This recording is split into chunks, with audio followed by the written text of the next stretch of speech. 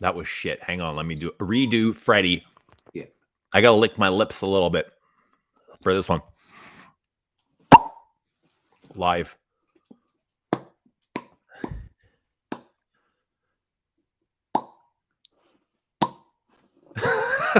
Stop that. It's Easter. Stop it. Sorry. Live from Portland. Oh. Stop it. There we go. You know, that's what I do when I'm trying to run the live stream over here, and then I'm doing the YouTube playback here. I've got multiple things going on. I got a very important question to ask you. And this might determine the fate of our relationship. Things might never be the same after this. So I just want you to know that you were loved regardless of however this goes. Okay. And I always think of you the same, but Diet Coke or Diet Pepsi? Neither. I cannot stand either of those. I think they're disgusting. I cannot stand diet soda. Why? I don't like it at all. It has its own regular taste. Soda? I do. I have actually, you know what? Coke Zero. Catherine I will drink Coke Zero. Same. Coke Zero is like this crap. It's basically, to me, it's the same. If you gave me a choice, 100% I would have picked Coke Zero or whatever, Pepsi Max. I haven't tried Coke Zero in years. But I will drink regular Coke. We drank a lot of ginger ale growing up. My mom was obsessed with ginger ale. That's all we had. Yeah, I cannot. I hate Diet Coke, and I love Diet. I won't drink regular Coke. I have no interest. I love sugar. I love it. Oof. I am. Yeah, there could be a case of Coke next to me, and it would be there for years. Like I just wouldn't touch it. But if it was like this diet stuff, I don't know, man. I think I would just drink aspartame. What's happening, man? How are you? Happy Easter. Happy Easter. Happy Easter, everyone. Everybody. Happy Easter. How's everybody doing? An Easter stream. Yeah. And you know. Okay, so I got to ask you, have you, so being in perfume and kind of always observing whatever it is that you're wearing, your smell and shit, have you ever observed the taste of your pop? Like what exactly are you tasting? What are you feeling? Oh. Like, what is your tongue feeling? Because there is texture in pop, especially the fizz and aspartame. You know, I cannot relate to having deeply observed my experience with pop, but I can talk about my experience of. Here we go, people. Here we go. Here we go. Come here. Come here, Bob. Go. Oh no. Did you lose him? He's camera shy. What happened? What's going on? Well, I got a dog, everyone, and it's very exciting. And I don't know how to get him on camera just yet. I'll just move the Mac down. He'll come to you. Here we go. Come here, Bob. Oh, where is he? There he is. There we go. Is he napping? He's just hanging out. Like, I could understand if he was licking his balls or something and you interrupted him, but he's just like laying there. He totally is. Come here. Well, I got a dog, and it's been so fun because, well, it's like a it's a Dutch Shepherd mix. His name is Dudley, and he's super smart, and he's really stubborn. And walking him is a blast because I've lived in this neighborhood for like 12 years, and I'm seeing stuff that I have never seen before. In terms of? Just like the most boring things in the world. Like he he spends time on the other side of the street that I never walk down. And he sits there for like 5 minutes just rooting Observing. through things. And I go,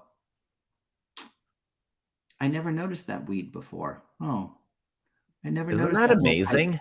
How something so young can teach you so much? It's pretty cool. It's pretty cool. So Pretty cool. Nice, beautiful color, brindle. he's not entertaining the people on the live stream though. That's the problem. That's what we're here. That's our job. Can't blame the dog. I know. He's way too young to take on that sort of responsibility. Well, he's going back to the pound. So you rescued Dudley. We did. And do you know where he came from? I think he was brought into the Humane Society maybe like a month ago. I don't know if he was like but he's like 5 months old. Really shy. They had a hard time even getting him to come out of his cage. No one wanted to adopt him. In fact, when my better half went in and looked at him, they were like, you don't want this dog. But she brought him home, and it took about 36 hours for him to totally come alive. And it's been nothing but fun ever since. Except, of course, when I tried to get him to come on the live stream. Puppies are great. I love dogs. Yeah. I really like dogs, but not enough to have one right now. Maybe in like my future life. It's a big responsibility, you know. It is. It's like having a child almost. Oh, and see, I've never had a kid. At least I've had both. I've had kids and dogs. Never cats though. I'm not a big cat guy.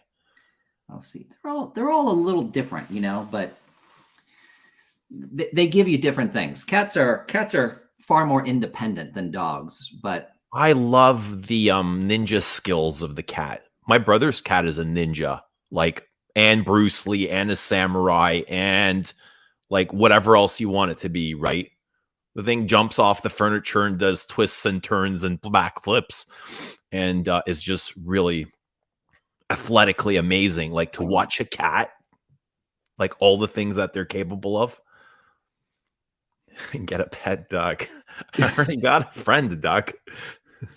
Actually, I guess with where is he? Like he requested this stream. I think he's sleeping by now because that was over an hour ago. He's like, do a stream, do a stream, do a stream. It was like, do a stream, do a stream, do a stream. What's up, Bri? What's happening, everybody? Yeah. It's good to see you all. This is like completely impromptu live from Toronto and Portland. Very last minute. Somebody said throw up a stream, and here we are. We are here. Galen is here. Dudley is here. Y'all are here. It's good to see everybody. How's everybody doing? What's your you got to do it. What's your scent of the day? Well, my scent of the day is a very special scent of the day. This is one of my all-time favorite perfumes. But this should be no surprise. Here we go. I wore one of my own perfumes. Is that bad? Well, this is where you're supposed to drop a discount code in the little ticker that runs across. Is that what I need to do? I don't know. Galen 10. I wore Descendre. Okay. Yeah. Just for Easter, and I don't know. I thought it was really fitting, and I enjoyed it, like the hell out of it. And then my brother-in-law came over, and I was like, "You smell like Descendre." He was wearing Descendre as well. Nice. Yeah. That is awesome. Awesome. Yeah. Well, shoot. You know, tell us, hit us. Yeah, I felt like it's been so miserable in Portland, but I needed something kind of spring-like. And then after Ramsey's awesome interview with John Beeble, I thought I have to wear something that he created. So I'm going with Dinu Decit. All right, give it to us. This is so good. This is phenomenal. Easily the most mainstream perfume of his. Very chypre-like structure. It's got like narcissus, like patchouli. Apparently there's like a seawater sort of note, but it's not bilgy or like cologne. It's not blue. And there's this like beeswax and honey that gives it this really nice sweetness. It's fabulous. I think this is like, I haven't worn this in years, but felt compelled to do it. In fact, I've been home like the last 4 days by myself. Like my better half is in Boston, and so I've got to take care of this dog. Like I haven't been able to go anywhere. Shit, I totally forget what was I even Taking talking care about? of the dog. You were talking about the perfume you were wearing. I know what it was. Your better half is gone. I've been spending so much time on Instagram. You were off work. Just scrolling through bullshit. Way too much time on the computer. But it was I did watch that Ramsey and Beeble interview, and I enjoyed it very much. But Bruno Fazzolari had said, he's like, if you like something and it's by an independent perfumer, please tell other people about it. So I felt that if we were going to be doing a stream, this would be perfect for tonight. There you go. It is. When did Bruno Farzolari say that? I think he said like just like half an hour ago, or was this like? You know, I always talk about. Well, I talk about some stuff that's by independent producers, but I spend so much time not talking about it. When it seems like we always go back to the same thing, don't we? It's always like the usual. Yeah, it is. And there's a few things though that I really love, right? And that's one of my favorites from JSP. So like, I'm happy to give it a big old thumbs up. I've got space to apply something after my shower. What should it be, Galen? What should it be? I think you should just let the chat decide. Yeah? Yeah. All right. You think they'll pick anything good, or will they put me in trouble? I don't know. There's only. If I was in the chat, I would suggest something awful. Would you? Yeah. I don't know. Well, it depends on who I was suggesting for. You know what? Where did it go? So my house has been like a complete shit show for like the last week, like complete disaster. And I'm glad you can't see it, but maybe a little Balenciaga. Do you have Balenciaga Pour Homme? I do have some Balenciaga Pour Homme. I do. If Rich wanted the stream, perhaps it would be fitting. I don't know where it is though right now. So 3 options. Yadigan? Do you have Yadigan? I do. Oh. There's Yadigan. I love that. Not sure I want to wear Yadigan right before I go to bed. Okay.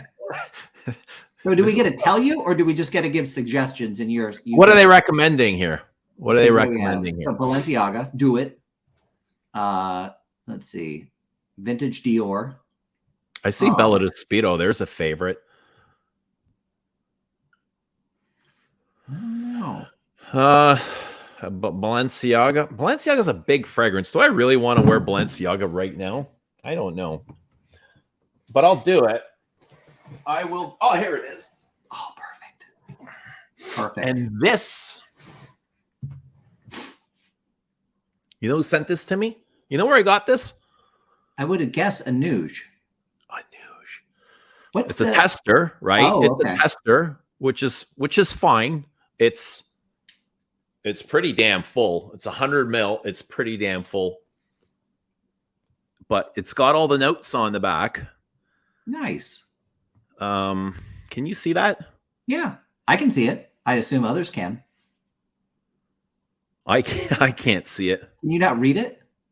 Well, yeah, I can. I'm just trying to show them off. I mean, for anybody's interest. All right. This is a powerhouse. It's a really interesting fragrance. You don't have to do it, Eugene. You can always spray it on a card. No. See, I'll be okay. I'll survive. I'll be okay. Might have to hang your bed sheets out, you know. I just did the sheets, brah. I'll give this a spray, but unfortunately my bottle leaks. Oh my God. You know what? This is pretty awesome. And it does remind me of something. When I wear this, I'm reminded of Bois d'Azil. Really? Do you see any similarities? The last time I reached for Bois d'Azil, it was too, I recall it being really vanillic and powdery. Benzoin? Yeah. And it really surprised me. I didn't remember it being quite like that. And this does not remind me of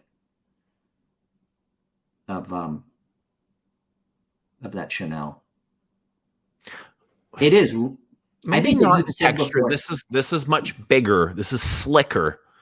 But in the smell, not the feeling of the perfume, not the texture, but the smell itself. I get big floral heart, soapiness, that waxiness, almost like soapy sandalwood, something slick. It's really clean. It is clean, but there's some like a filth paper in here. strip. There's some filth in here. Yeah. I'm gonna join you here. Cinnamon. There's got to be some cinnamon in here. Might regret this, but there we go. Civet. Oh God. It's very floral and soapy. These damn bottles. This thing's leaking. It's a beautiful bottle, eh? Yeah. That'd be nice if it worked. Mine works just fine.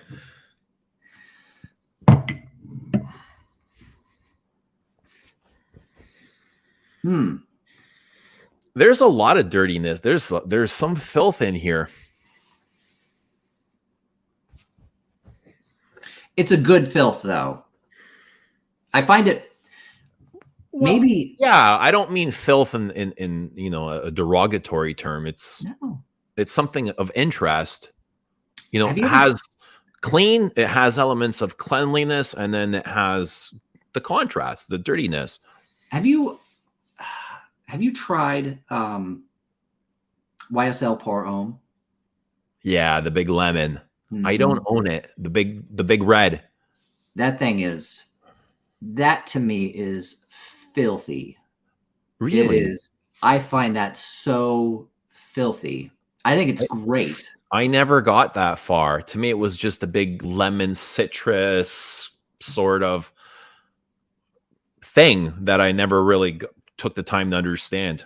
But I can't imagine that getting filthy because it's so like lemon polish or.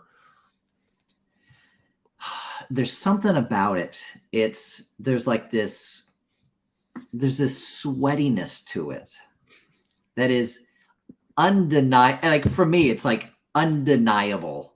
Like I cannot get rid of that thought, but it smells great. I find that. I know Rich isn't a fan of it. He's probably that lemon. He's made a few statements, but I know Thomas loves it. Yeah. Thomas has got it vaulted, like backed up, I know.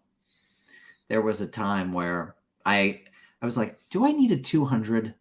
No, I don't need a 200. And now I'm thinking, wish I had bought the 200. Is it at like a citrus freshie? Yeah. Like a Yeah. citrus cheaper sort of thing? Chanel pour Monsieur? Yeah. Yeah. It does have a little bit more heft to it. I mean, I really do find it to be pretty. Is it their, is that what it is? That's their Eau Sauvage pour Monsieur sort of perfume? I don't know. I don't know how old it is. The bottle that I have is probably from maybe the 70s or 80s, and it's perfect. So there's no concerns there, but it might be. I thought it was late 70s. I have to tell you something, Galen. Yeah. I have very little interest in citrus perfumes. Really? Yeah, I think they're nice and pleasant and all. Like they could be beautiful, but they just don't interest me. Tell me more. Like freshness, you know?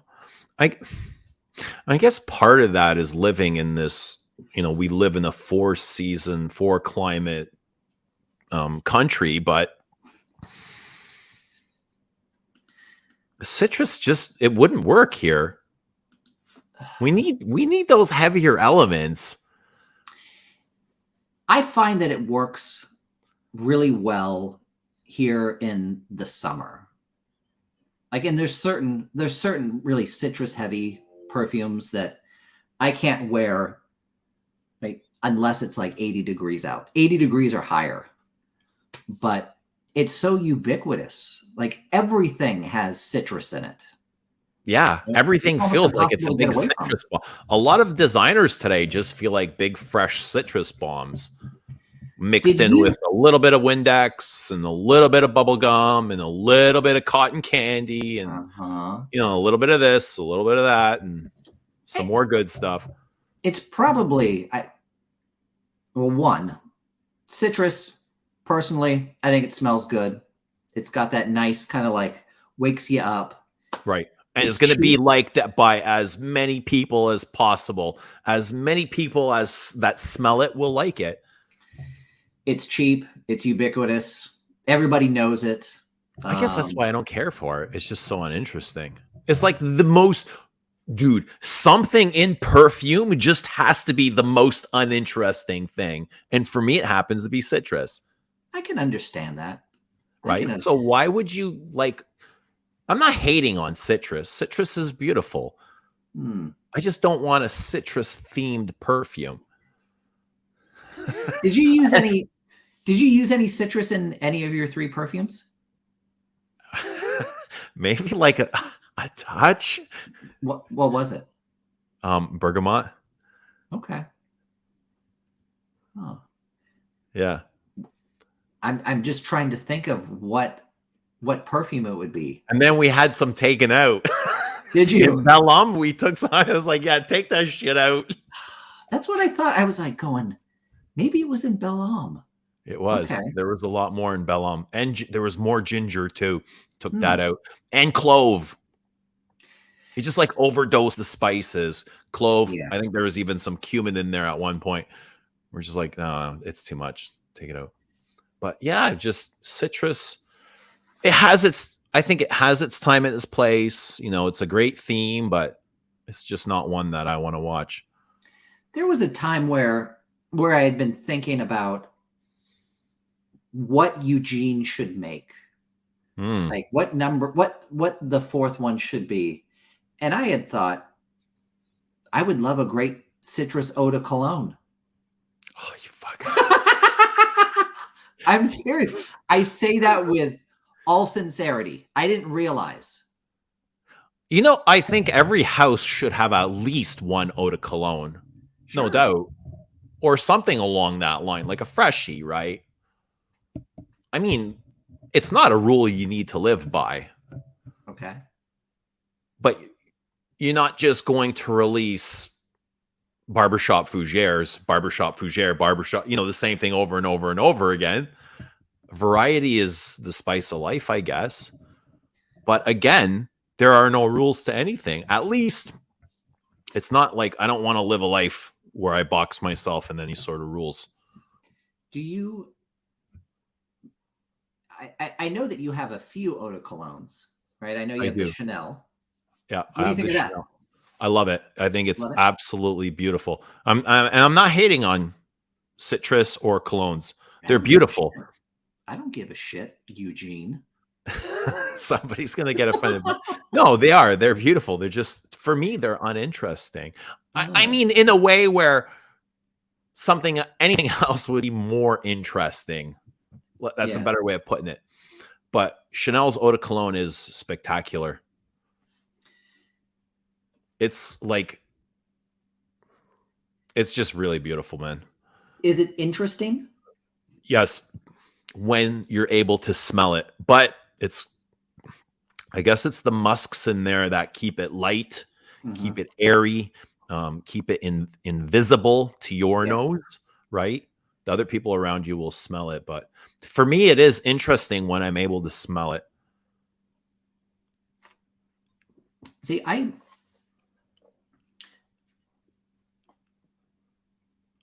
don't know if some of the things that I love, I don't know if they're interesting or not. Like there's some things that I really enjoy that most people would be like, this is the worst thing I've ever experienced.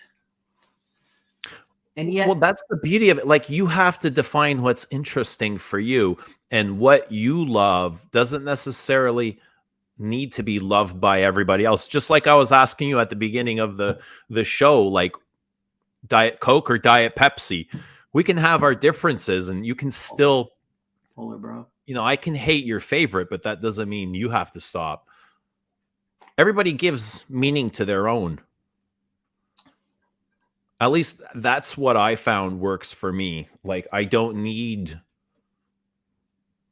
anyone else to love it other than myself. Yeah. That's the most important thing. Was there ever a time where you needed other people to like it? Not really. Hmm. Yeah, it would have been great if people would agree or uh side with you, but if not, that wouldn't stop me from liking anything.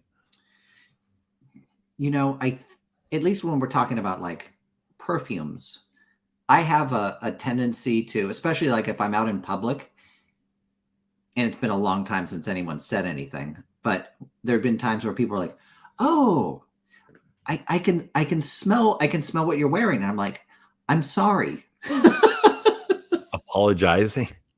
Like I almost thought, "Oh my god, if others can if others can smell this, it's probably too much."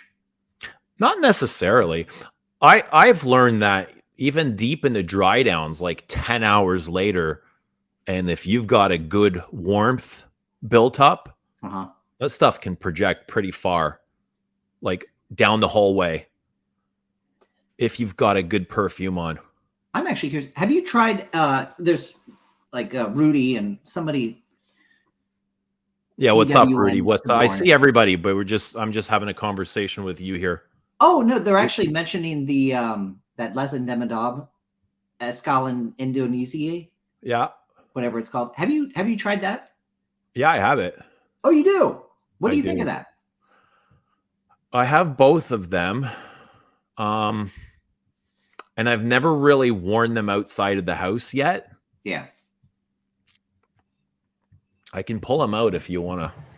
I think they're I really good. I actually bought that today. Did you? I did. I finally had to pull the trigger on it. So they are true to the, like, are they marked eau de cologne? They are eau de colognes. Yeah. That's what, like, an eau de cologne genre. They are very much that. Very fresh, light, airy, musky. Mm-hmm. You know the Dior Homme cologne. You know that feeling of Dior Homme cologne. Uh-huh.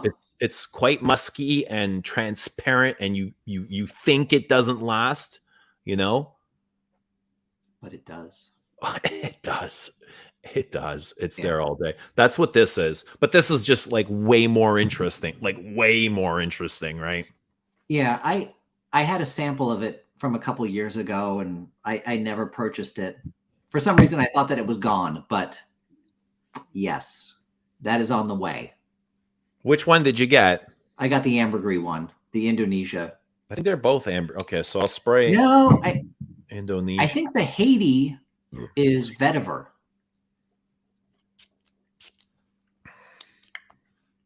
Dude, you're not going to be able to fall asleep tonight.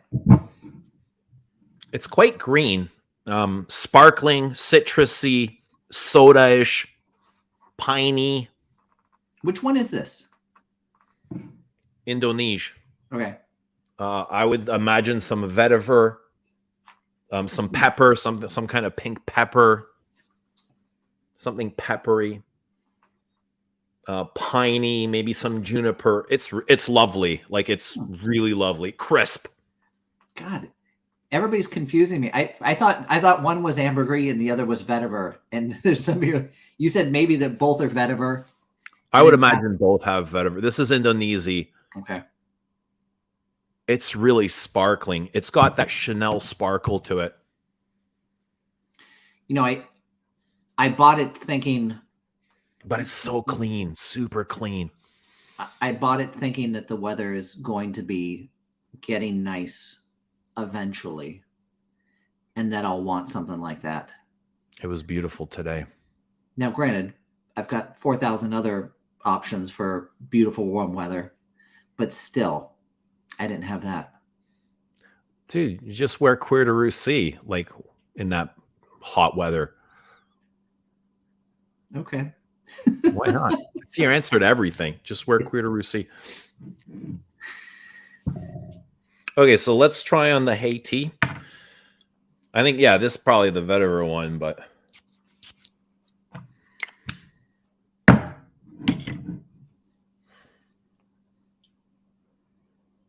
this is much drier and woodier. Mm. This is the smoky vetiver. I feel like it's much more textured and it's not as transparent. This feels like it has more heft to it, more density. It's darker. It's less crisp, less fresh, heavier.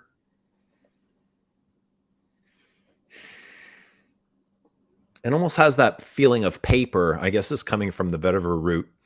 It's really lovely. I like this one better, though. I like the fresher one, actually.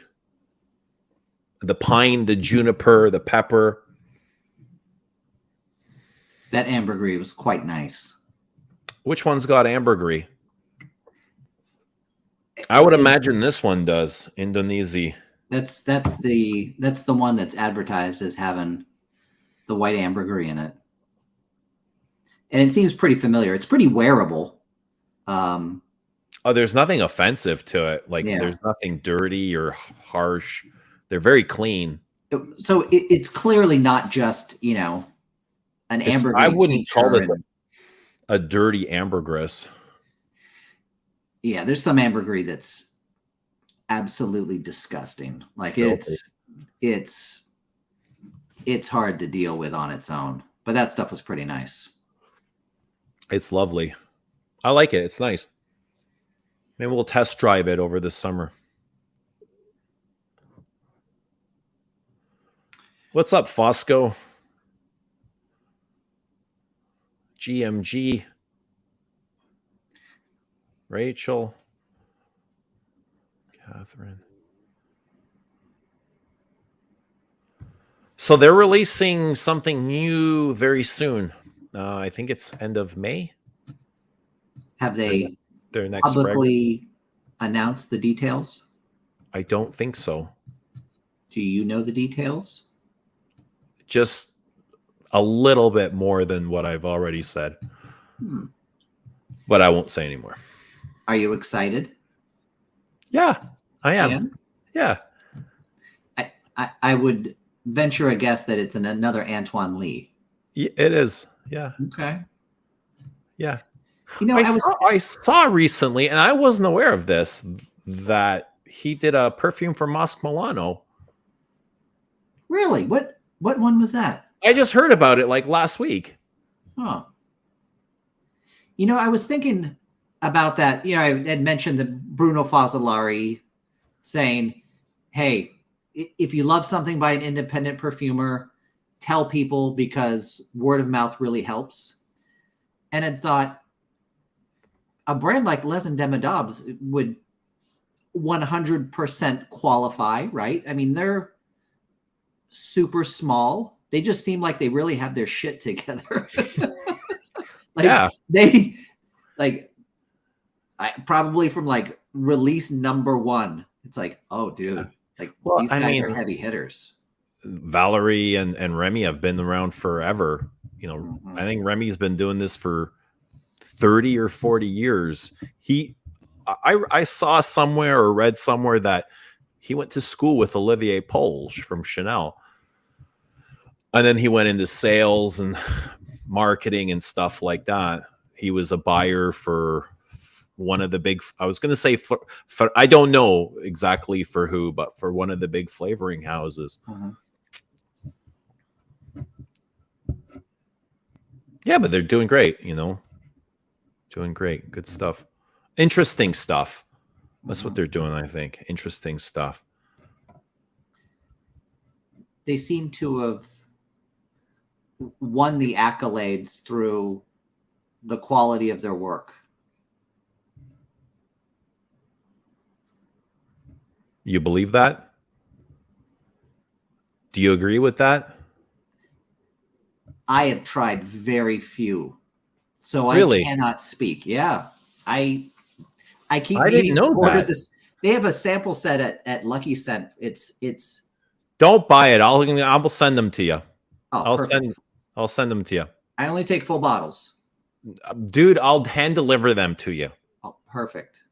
Okay. Uber. The sample set's actually very reasonably priced. It's like $50, something like that, 55 for 11 2 mil sprayers, which it's probably less than retail. If I look around, I have a sample set somewhere. Okay. Somewhere. Perfect. So the lesson here is I might have given it away already, to be honest, but I can make you new samples, and you should try them. All good. They are fabulous. All good, man. I just look around. I have so much stuff to wear. I feel the same way. I feel grateful for all the stuff that I have. It is nice. It's a it's embarrassment of riches. It's not a bad thing unless you make it a bad thing. No, it's not a bad thing. You know, not to talk about just buying perfume, but I do find myself drawn to wanting to acquire things when I'm stressed or when I'm like super busy or I don't have time to just like chill, take it easy, take care of myself. I'm like, I want to feel a little bit different, and I think I'm going to spend some money. And this will make me feel better. Now, when you get that feeling, what is your go-to? Is it always perfume? Is it sometimes perfume? Is it other things? It's either perfume or sugar. Sugar. Yeah. Sugar's a quick fix. Oh my God. And you can get it way before the perfume arrives. Oh man. Right? And you know what? You were talking about having a pallet of Coke just sitting there and you're like, I don't have to touch that. I wouldn't touch it. The thing is, for me, it's I can go without touching it, but the moment that I do, I don't stop. So I know what you mean. However, you know what's even better than buying a perfume or having a cookie when you're stressed? Watching live stream. right? No, no. I can't think of anything else. Finding out what is stressing you out. That sounds like I would be required to That sounds like do some work, right? self-searching. I would have to quiet the mind. Is I would that have to bad? look into my soul. I would Is have to that bad stop blaming the rest of the world for all of my problems. for your misery? Dude, there's something to be found in everything. It is a lot of fun. If you haven't tried it, you don't know what you're missing out. Missing out on what? Finding where that stress is coming from looking within. Oh, yeah. I won't talk about it. When we're backstage. I'll tell you some details. It's not very exciting, but you know. For me, it's exciting. It's way more exciting than a lot of other things people talk about. You know what? I think part of it too is having been home for 4 straight days and not really being able to get out because I have a dog, everyone. I got a dog. Congratulations, by the way, Dudley. Everybody send Galen some dog food. You ready? You ready to? He doesn't want to meet anyone. I don't blame him. He doesn't have to. He's a dog. They can be aloof. When I'm not out in the world, being part of the world, being around people, you know, engaging in like many of the things that are right at my fingertips, that's when I start to get squirrely, right? I am my own worst enemy. And usually it's right, you know. That's it. Yeah. Your imagination is your biggest enemy. I'm pretty tame. Like, you know, most of my biggest vices are they are not great they're not particularly interesting stories, but I've got them. So you've been alone for 4 days. I've gotten quite used to being alone, and I actually prefer it. Now it's my preferred state. And when somebody comes around, I'm like, yeah, this is cool for a couple hours, but you know, let's do it again in about a year or so. You know what I mean? No, it's not really like that, but I don't know. When you spend a lot of time alone and you get used to it and you get comfortable and familiar with it, it's just as good as anything else, maybe even better. Yeah, I can understand that. I don't think being around people is necessarily a distraction, right? And that solitude is in any ways purer. I think that it is entirely dependent on the person. You know, right? There's been times in my life where I've spent tons of time by myself and I was fucking miserable, right? And there's been times where I was around people and I was miserable, you know? Yeah, I mean, both can be true. Both. I find like just in my thoughts or my memories, I usually end up losing myself when people are around, and I end up talking about shit that I'm not really interested. I'm talking about because that's where the conversation is going. You know what I mean? It's like, or I have no interest in it, or I'm just like in a place where I don't know. I'd rather not be. Yeah. In situations like that, or around people like that, I just kind of like fake it till you make it sort of thing. No. It's like no, I think it's simply acknowledging this is what it's like to be around these people. Yeah. I have to accept that, and I have a choice on whether or not I want to engage or at what level I want to engage. But this can happen even in small talk, like in very quick passing small talk, and somebody tries to hold you up, and you can tell they're purposely trying to hold you up and keep you engaged in conversation. You're like, oh, fuck. No, I'm not having any part of this. Like, When's the last time this happened? Fucking happens all the time, especially Really? like you go to work or something or wherever. I don't Hmm. know, family. Hmm. There's people everywhere. Even you go grocery shopping. Hmm. You Canadians must be really friendly. Dude, well, Mississauga, where I live, is way different than just the big city next door. They're like zombies over. I swear to God, I think Toronto's is like zombie land. It's a wasteoid. Nobody will look at you. Only the homeless people talk to you. Only the homeless people? Yeah. Hmm. Huh. You know what? When Krista was here 2 years ago, actually, it was longer than that. It was like 3 years ago.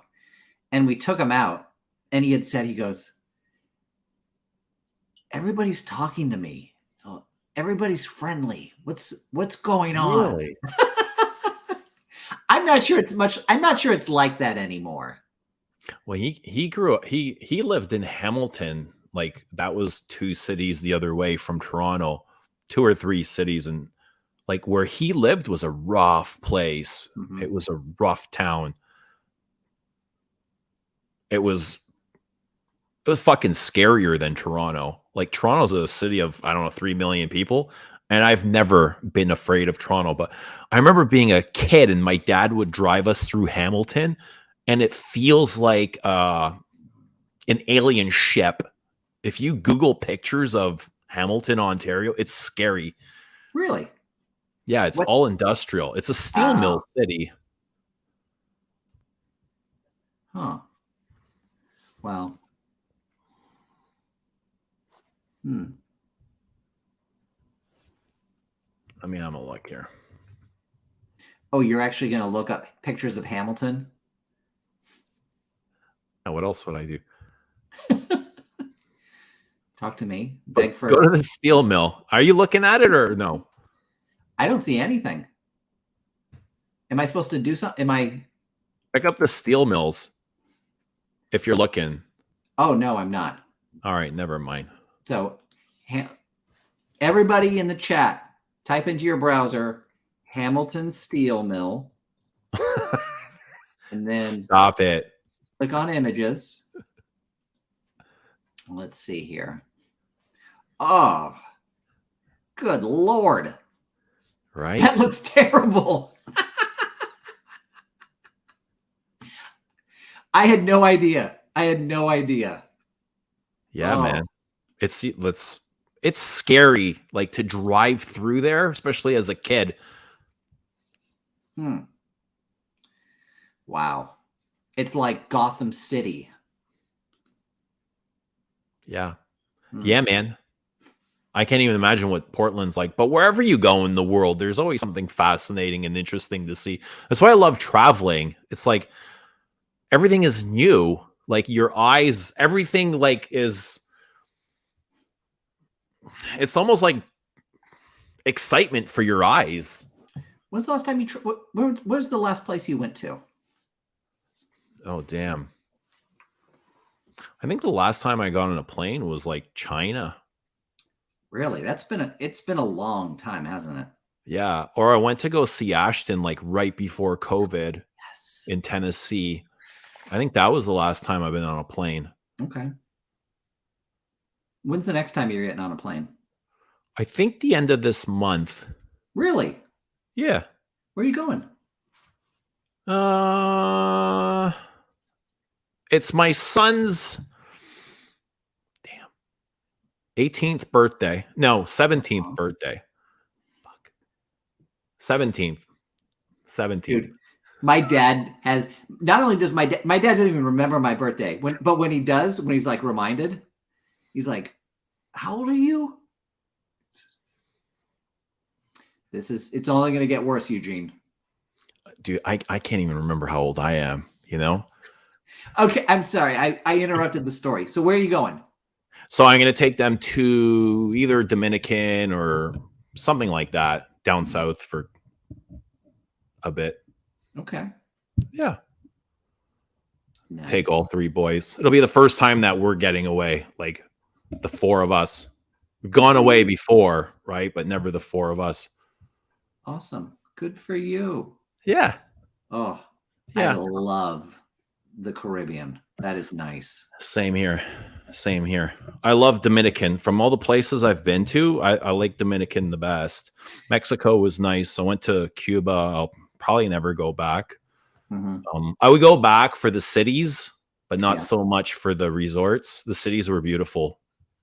Um, I I think didn't if really. I was to go to the Caribbean, I would go to French Saint Martin. I would go to the French side. Yeah. It's pretty uh, rural, but wonderful. Super nice. Really nice.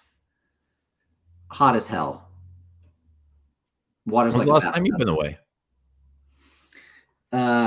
I went to San Diego in January. But you're always on a plane. I know You're I'm always always on a calling me from a plane. You're like, "Hey, I'm on the plane." Well, Who is no, this guy? well, I have a new job, right? And I have not had to travel yet.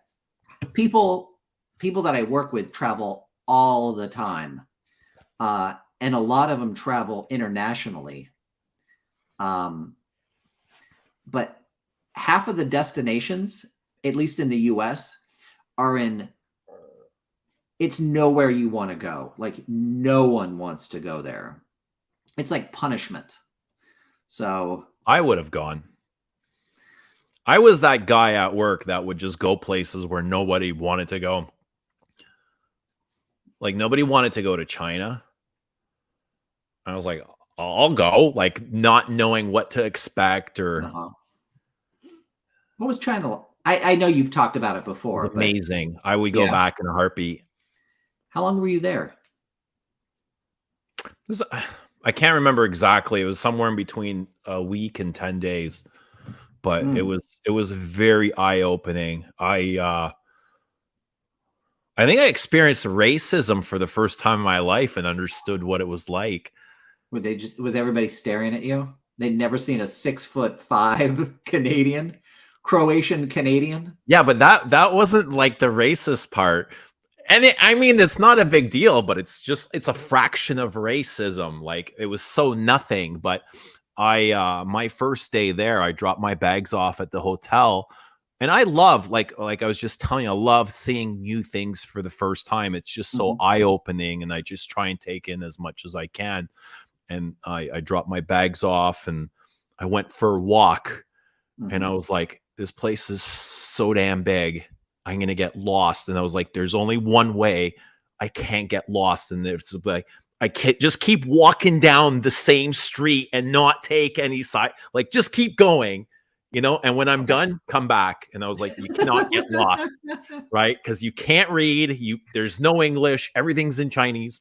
Don't turn. And I'm walking, and there's these two Chinese kids. They get off the bus, and we kind of like I'm walking this way, and they got off their bus, and we kind of face each other like this, and one kid's like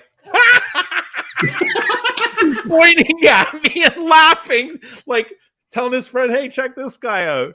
I was like, it took me a second to realize what was happening. I was like, holy shit, they're fucking Wait, laughing at me. how old were these? How old were they? They were kids. They were like, probably had knapsacks on, you know what I mean? You know what? Every kid is a shithead, right? Totally. But it completely made my day, to be honest. Yep. Oh, that's beautiful. That is beautiful. Hmm. How tall are you? I'm almost 6'4". Ah, okay. I said 6'5". No, no, no. I won't be growing anymore. Not that Mm-hmm. way, anyway.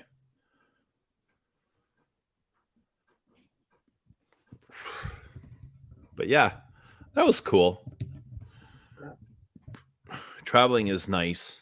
That's why I like. I like to go into Toronto, into the big city, and you always find those back alleys. You always find something new and interesting, or those shops, those back Mm-hmm. alley shops. They're always selling like vintage records or clothes. There's always like interesting people back there.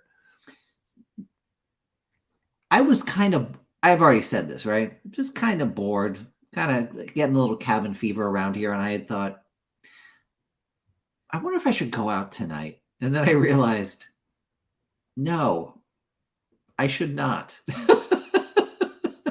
But it would have been in search of exactly the same thing that you were describing.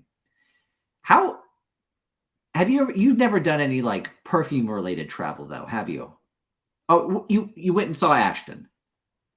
Yeah, like official functions. Nah, I know I've we've talked about it, but are you ever going to go to, you think, France for the brand? Any like production work or meeting with possibly, Antoine? yeah, possibly. I mean, you know what? We there was like 2 times that we had tried to plan something, and then something or the other got in the way. I think it's just a matter of timing, to be honest. And right now, there's no rush, right? Right now, at this moment, I have no rush to go down there, but eventually there will be purpose, if you know what I mean. I do. I know what you mean.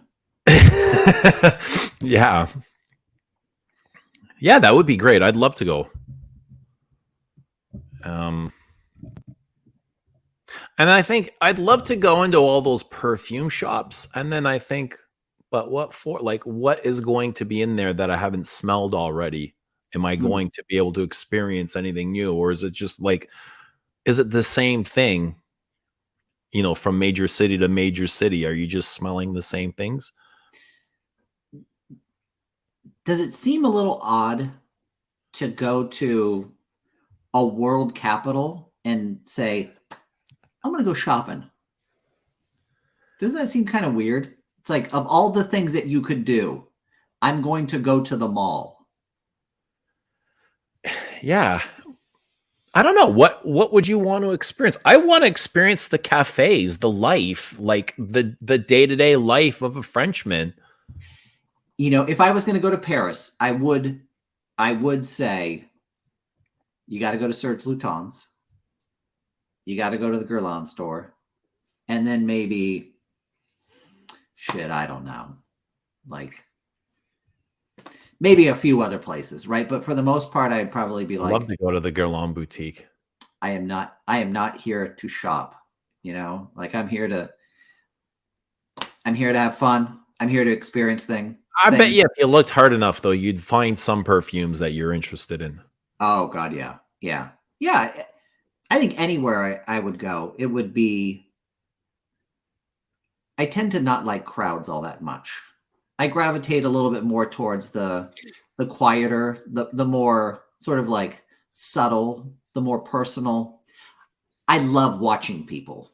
Like I love watching people. Me too. I love it. See, I'm similar in a way. Like I love crowds and I hate them at the same time. It all depends on what we're doing. Like when I'm in Toronto, I love watching the street bands.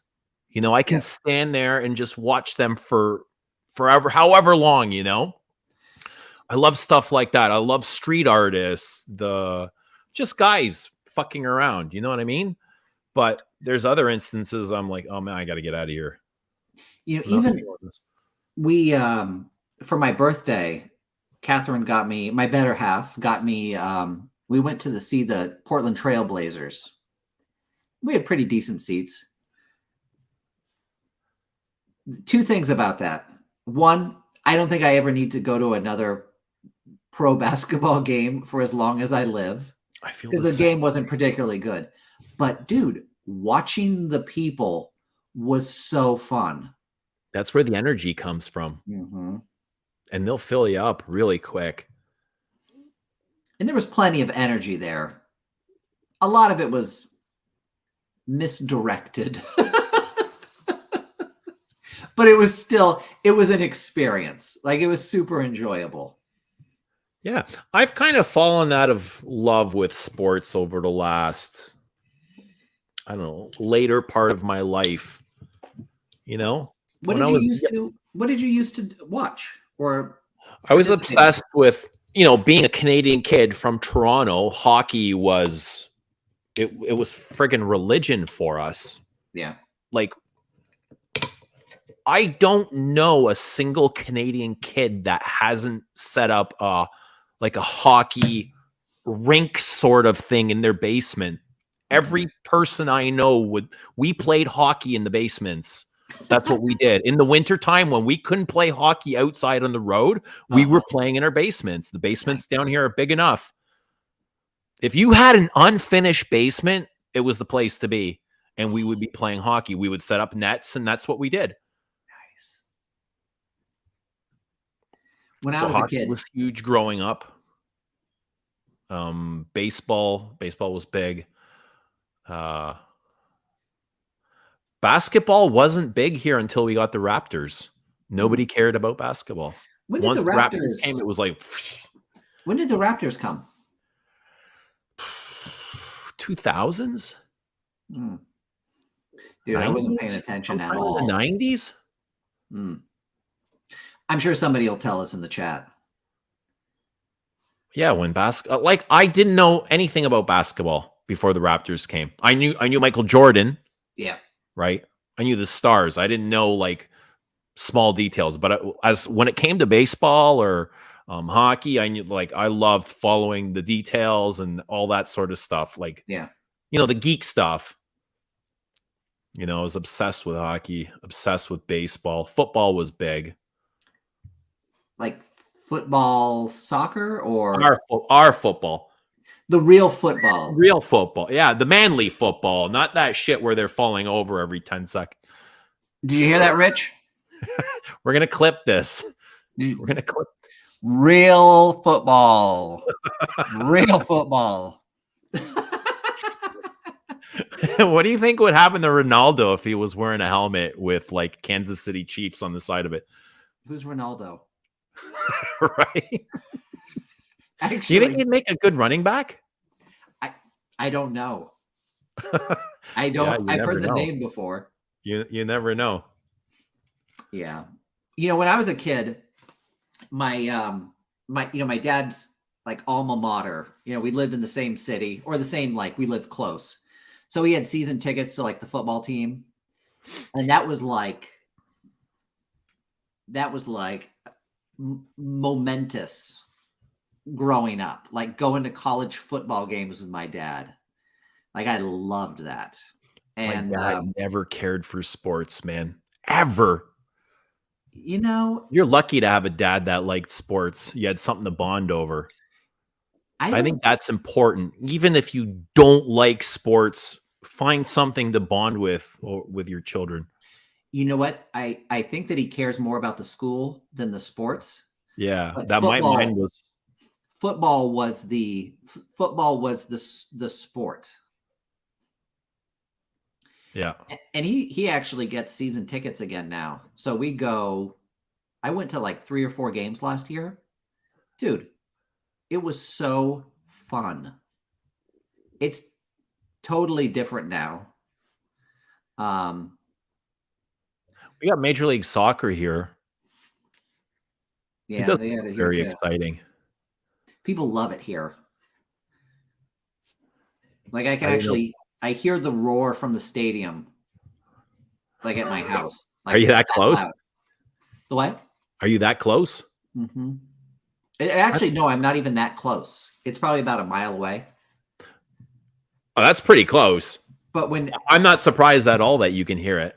When they score, it's like, we're just sitting around in the house. It's like, that's awesome, dude. Oh, all right, there you go. So nice. Yeah. That's what we did. That's what we did as kids. We played sports. Are kids still playing sports? I hope so. I imagine so. I imagine there's still parents out there pushing their kids to play sports. I think I've gotten to the age where everything that I disliked about old people, I'm beginning to do myself. You're beginning to become. Right? It's complaining about young people. Oh, we're doomed. We're doomed. Yo, this Balenciaga is a lot dirtier than I thought. It really shifts. Yeah, it's really starting to open up.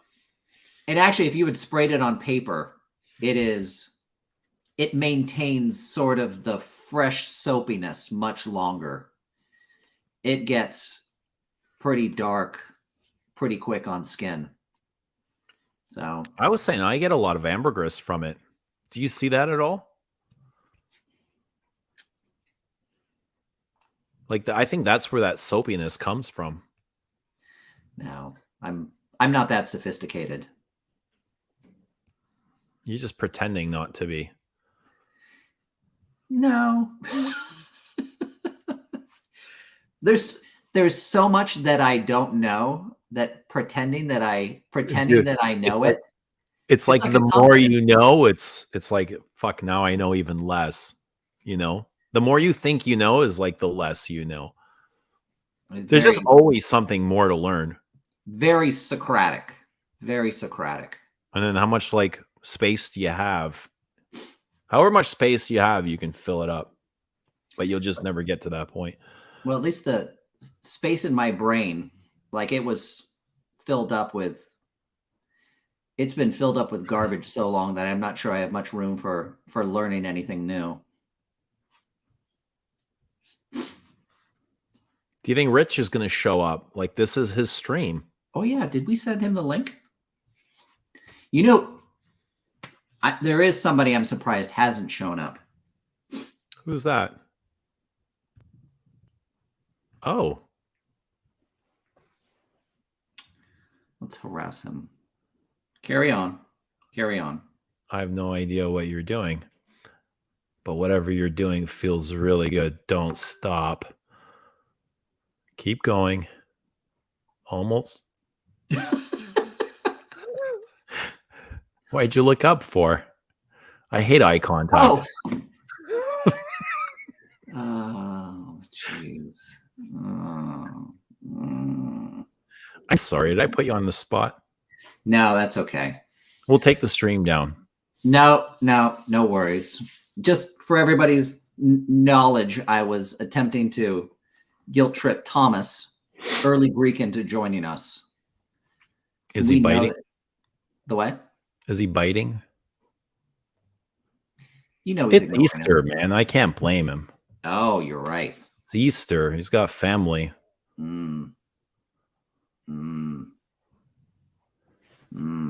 Not everybody's from a broken home.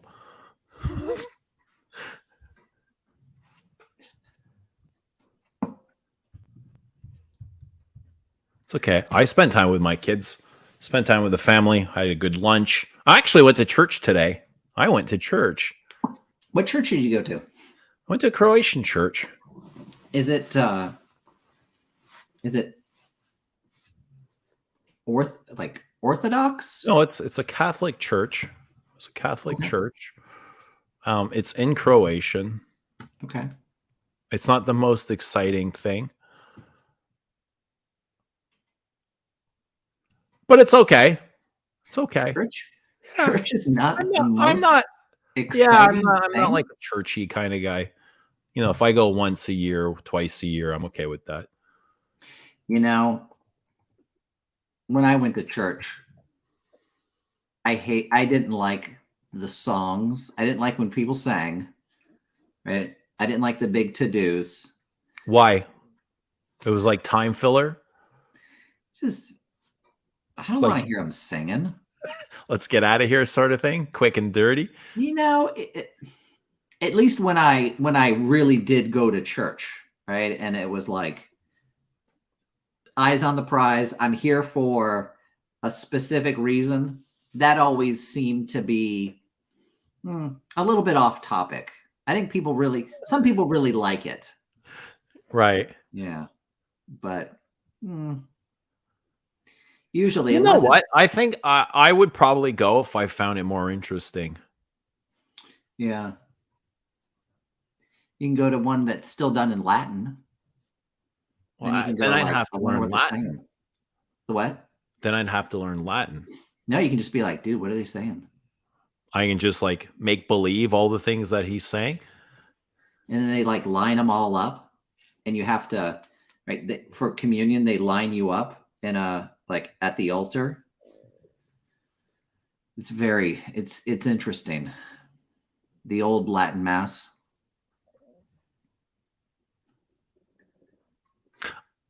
There's a lot of really nice cathedrals. I don't mind going to cathedrals. Like there's been times I've gone to cathedrals and mass there is always nice. Like the Hmm. atmosphere is amazing. I like that. I enjoy that a lot. I can understand that. Yeah, we've been talking about football, church, hockey, China, Dogs, dogs. Les Indomitable, Mm-hmm. Went Diet way off Pepsi. topic. Did we have a topic? Yeah. This is the live stream you wish to see in the world. I edited out one word. It is a little Did wordy. you notice? Uh-huh. They'll never get it. They'll never figure it out. Mm.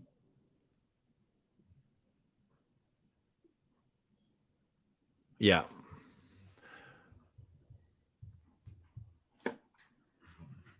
I don't think we're going to see Rich. That's okay.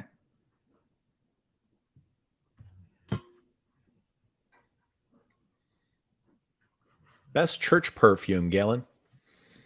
I know Rich is really on that Labs Unum. Uh-huh. We've been talking about that a lot. Dude, that guy, I know I've said it before, but he makes, like, Labs is his atelier that he makes. It's like Atelier Vestimente Sacre. So it's supposed to be, it's like Sacred Vestments Workshop.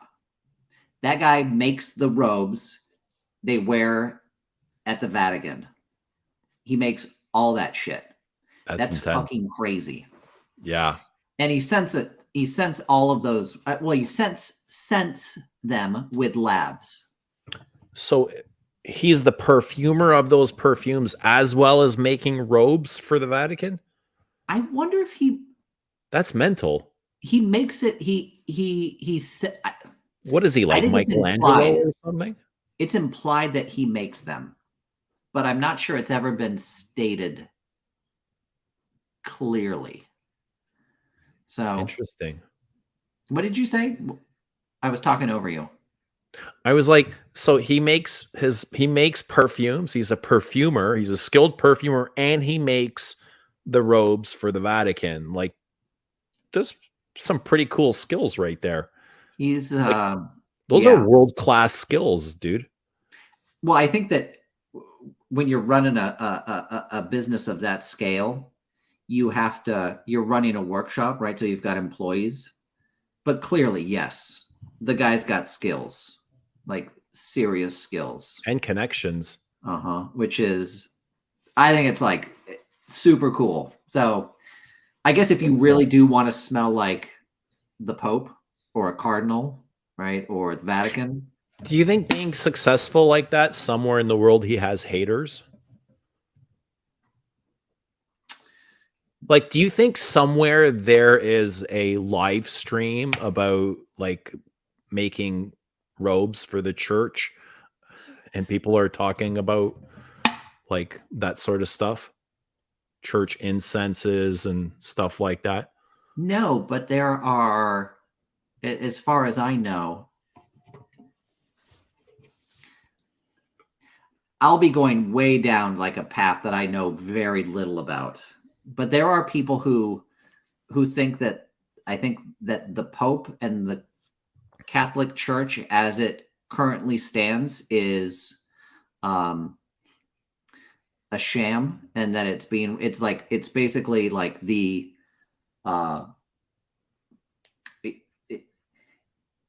it's like like a huge conspiracy, like this massive conspiracy, and that there are true Catholics there are true Catholics that are in some ways, I guess, having like this, they're not like waging war, right? But they hate like the Catholic Church with all of their passion because they think that they're the true Catholics. Okay. And that the Pope is like the Antichrist. Like a corporation? I don't know. But I guarantee you, I know that they every single day bitch and moan about the Catholic Church Yeah, being, that's the world. That's the life we live in. yeah. So they There's may not always be going to talking be about unhappy labs. people. I'm not surprised at all. Yeah, I mean, I think we've all heard some sense of this in one way or another. Mm-hmm. So, yeah. Oh well.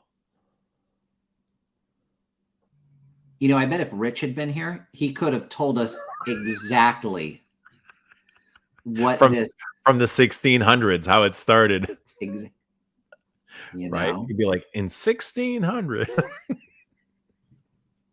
Actually, I've been to Avignon, to the old Vatican that's still there.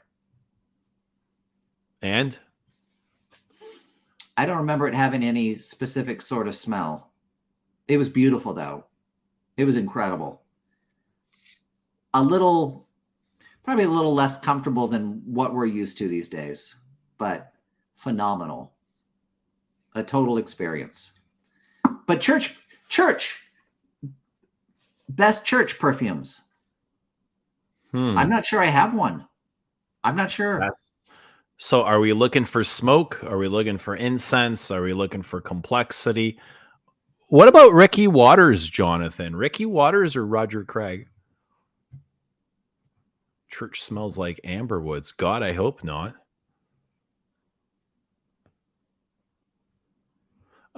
For me, that's a you know what I think is one of the best perfumes, and it's not so churchy, but it is spiritual. Are you ready for this? I'm ready. Samsara.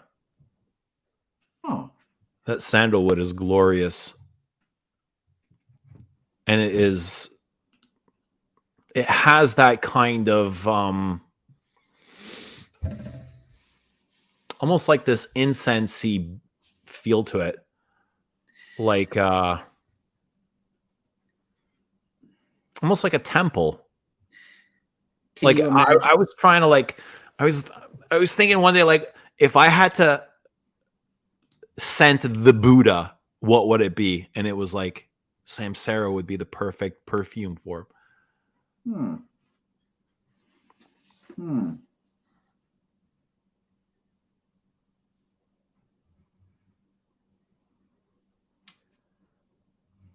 Can you imagine it in one of those sensors? You know, In the those. dry down, yeah, the opening is really floral. It's big and slightly musty, but the dry down has got that um it's got that, just, smoked woods, incense. It's really beautiful. You know, I also like Gucci's their incense, Midnight Stroll. That's way more on the synthetic side though, but it's still really good. hmm. As it's much more so Gucci's is much more smoky. Yeah. Like the Samsara doesn't have that sort of smoke to it.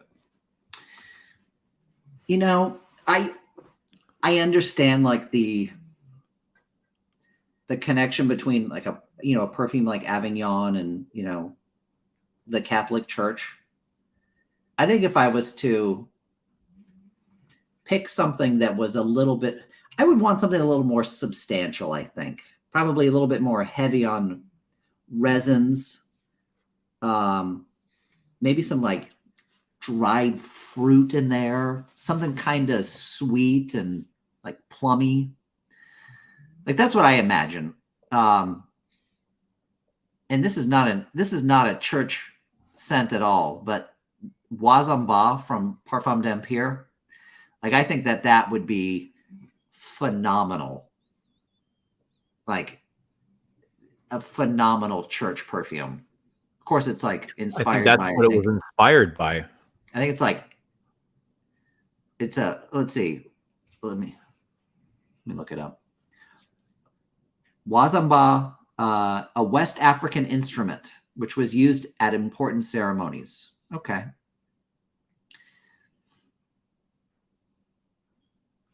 I really like this one.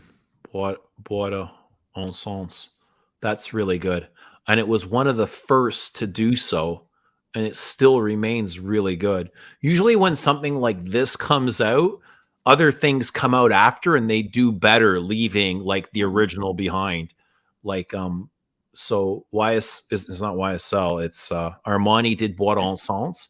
Yeah. But they've also done Rose d'Arabie. And then after, like at the time, Rose d'Arabie was really, I thought it was really something when I had first smelled it, but that was like, we're going back almost 10 years. But I think since then, like there's been things kind of like Rose d'Arabie, like Louis Vuitton's, whatever it's called, their Rose Oud, you know, so there other things come out after and shadow it. But this Bois d'Alsace is still really good. You know, at It's been out for so long, and it's an Armani Privé, right? Yeah, I recall at the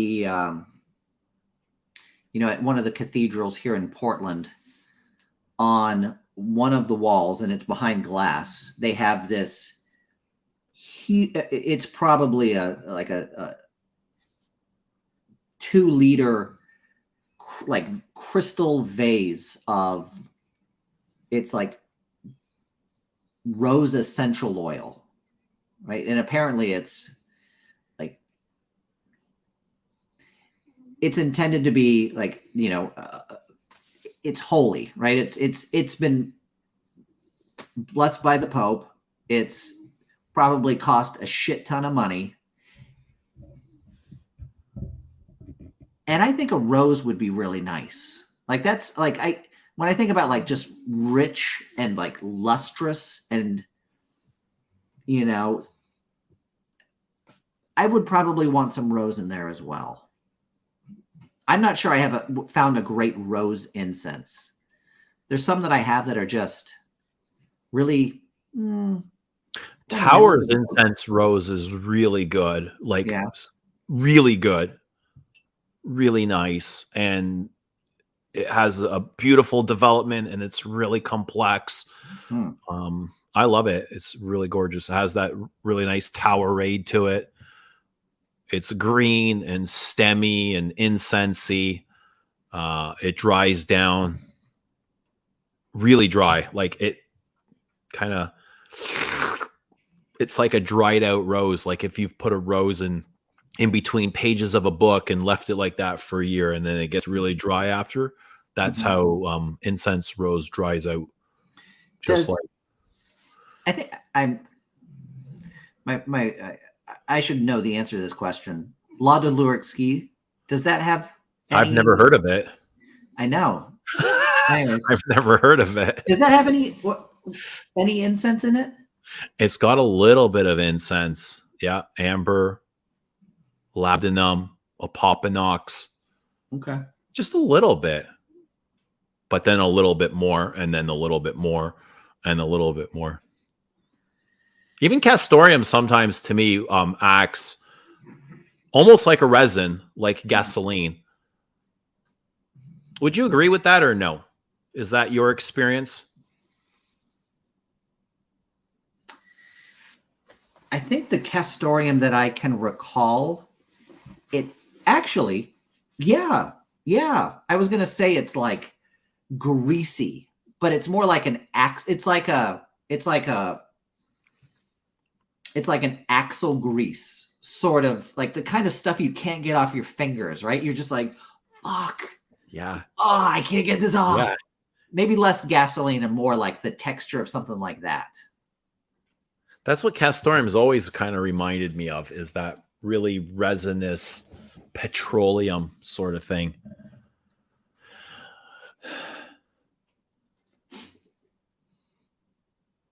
Did you watch the UFC by any chance?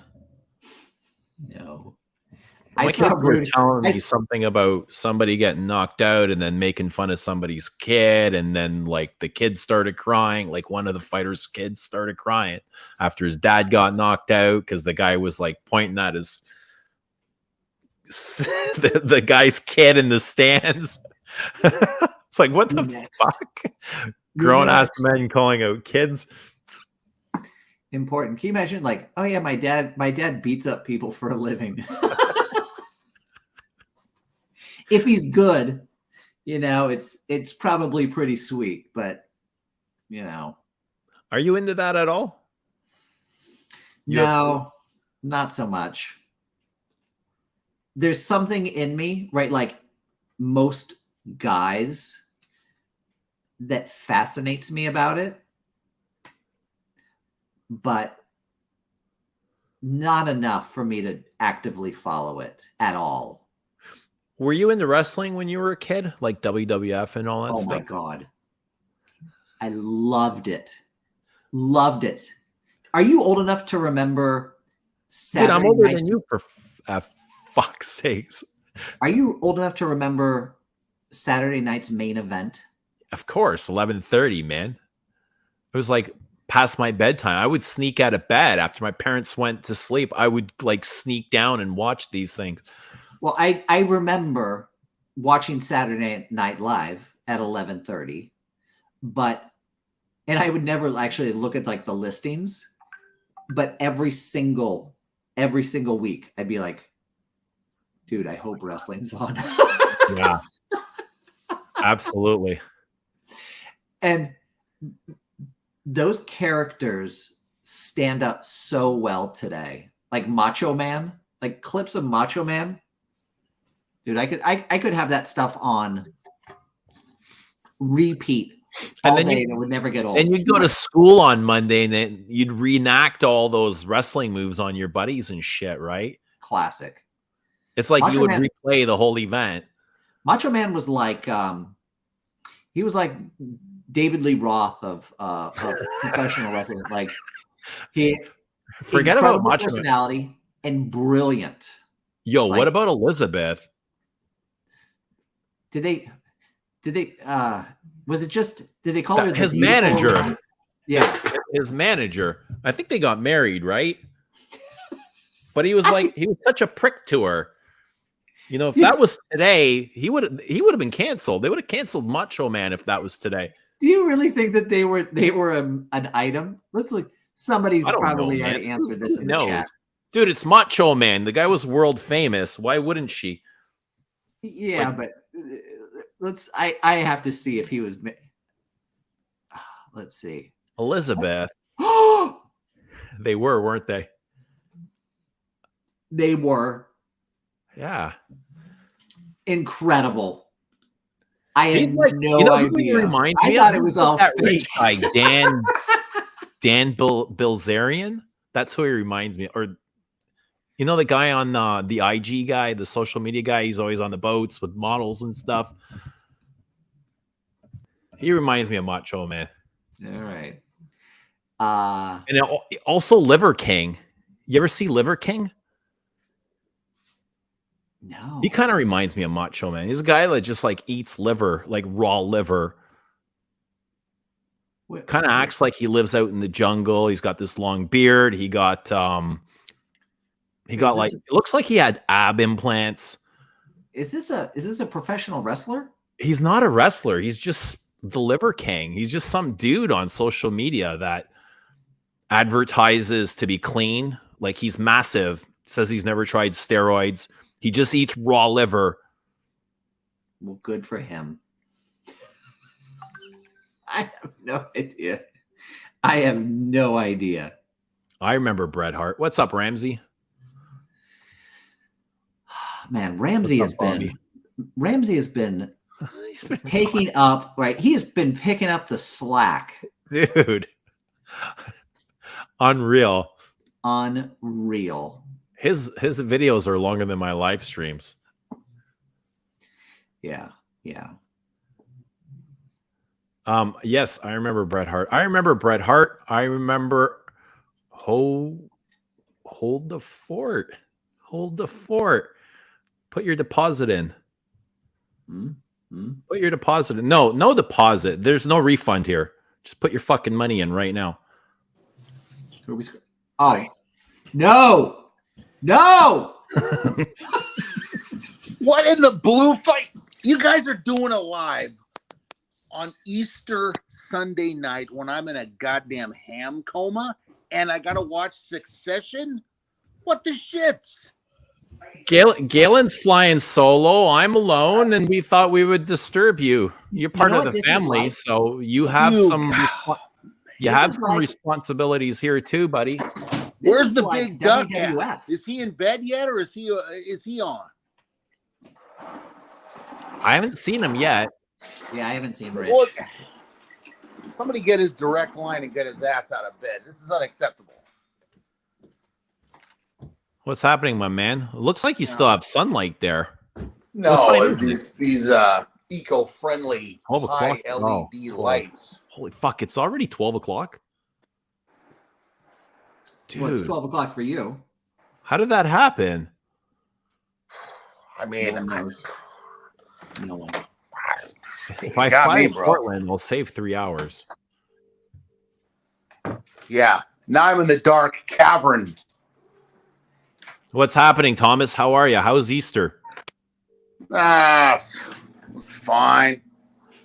I mean, I sat downstairs and ate a small amount of what I was supposed to eat without, overdoing myself, because got to keep the train on the fucking tracks, boys. And yeah, it's all right. So how are you compensating by, the lack of food? Are you overcompensating in other areas like perfume, or are you wearing more perfume to pick up the slack? No, I'm just, I don't think it's possible for Thomas to wear any more perfume than he actually does. It's true, man. I'm a notorious oversprayer. It's terrible. No, I have been told I'm a little more, blunt than usual, and not very diplomatic, but Is that like from low blood sugar? Well, yeah. I mean, fucking A. My jawbreakers are gone. My hot tamales are gone. My, I'd work in a Coke Classic every now and all that shit's out the window, man. Yeah, this is like pain is weakness leaving the body. Like, I'm hitting this thing. I got my AC one down. Like, I got it down. So, I don't want to die early because I got to, give you guys a bunch of shit. And that's what we're here for, Thomas. Give it to us. You know what I really also need to do, because I don't know, late the past week I've had the itch. I've got to put up a really crappy, unedited, no intro, no music video on YouTube, rambling for like 40 minutes. You could add all that stuff in if you wanted to. I could, but that would destroy my carefully curated image. I feel ya. Yeah, I know. So, yeah. You better run all of this by your social media intern first. It's really what needs to happen. Well, they quit. Oh, shit. Yeah. Not again. Not another one. I actually fired them. In the immortal words of Logan Roy, I told them to fuck off.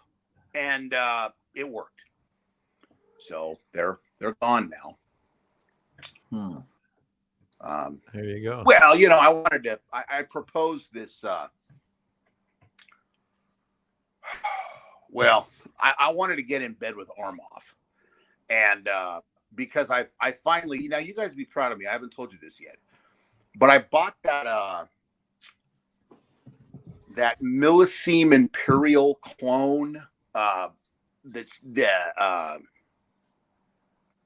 don't even know. It's the packaging is hideous. It's got this like fake plastic diamond on it. It's ridiculous, and it smells like a watermelon and hot shit musk. And I've been, goofing around with it because like everyone is telling me to buy it, and being the good hyper perfume consumer that I am, I thought I'd get in on the party. And I don't know. Milestone? Is it called Milestone? Do you remember when you lit that bottle of Club Day Nuit Intense on fire? Yeah, it smelled for a week. I'm not joking. I can smell it. Man. It damaged. Maybe longer than a week. It smelled It smelled like vinegar and lemon cleaner. Huh. Well, it's The next day, my one of my supervisors came over and they're like, "We know you did something because we Oh, smell no. like we don't know what you did, but we smell Yes. perfume everywhere, and we like Yeah. it couldn't have been anybody else." You know what I mean? No, I I tell you what though, I've been toning it down, man, because now that masks are, now It was nobody probably wears more masks than at a work week. anymore. I've really had to like cool my trigger finger with over applying because I've been getting a few comments. So Really? yeah, Good comments, right? From No. Ryder? no, my coworkers are like, just like, wow, no. So I've been moderating. I've been it's been good. I've been, it's all about moderation these days, guys. No sugar, Need a balance. exercise. Yeah. Balance. I at my new place of work, there's a lot more people that wear perfume, and most of it's there's some okay. I don't know what any of it is, but it's actually emboldened me a little bit. Like I actually feel, I feel like I have permission to maybe like double the routine. It's still work appropriate, but like going a little bit bigger, right? I'm not going to be doing 20 sprays of Club de Nuit Intense, but still. You know what you might have to do to get into the swing of sort of the modern modular office space where people no longer work in relegated silos of information. They're now cross-pollinating interests in this harmonious constructed globalized workplace. You may have to go MFK Aqua Vita Forte. You may have to go, man, I mean, it It's would pretty be a anonymous. truly like organic office experience without you ordering at full retail a bottle of Elysium. Oh, yeah. That's not going to happen. Yes. I think the MFK, I like that, but it's a little too anonymous. And Elysium, I remember trying that years ago, and I thought it was absolutely atrocious. Yeah, I really dig. I've. In what way, Galen? It seemed like a really nice. It smelled like a expensive mall perfume. It smelled like exactly what you get at Macy's. Is that the Bleu de Chanel copy or inspired? I don't know. No, one of them smelled like Bleu, like a hyper smooth Bleu. I tell you, Bleu de Chanel Eau de Parfum. I have they only make it. The biggest bottle they make is 150 ml, which I think is just ridiculous. I don't know why they don't make them in 200 ml. But man, I wear the piss out of that. And yeah. Look, I've got this. Oh, Apex. How is that? Okay, so it's super smooth. It feels of a really good quality, but it's so uneventful. You know, the quality's great. It's just, I want more. Like, I want something more interesting than fresh. I will freely admit that Bleu de Chanel smells fantastic. It has that Bleu de Chanel feeling to it. Yeah. Just so like clean. Everything's so clean.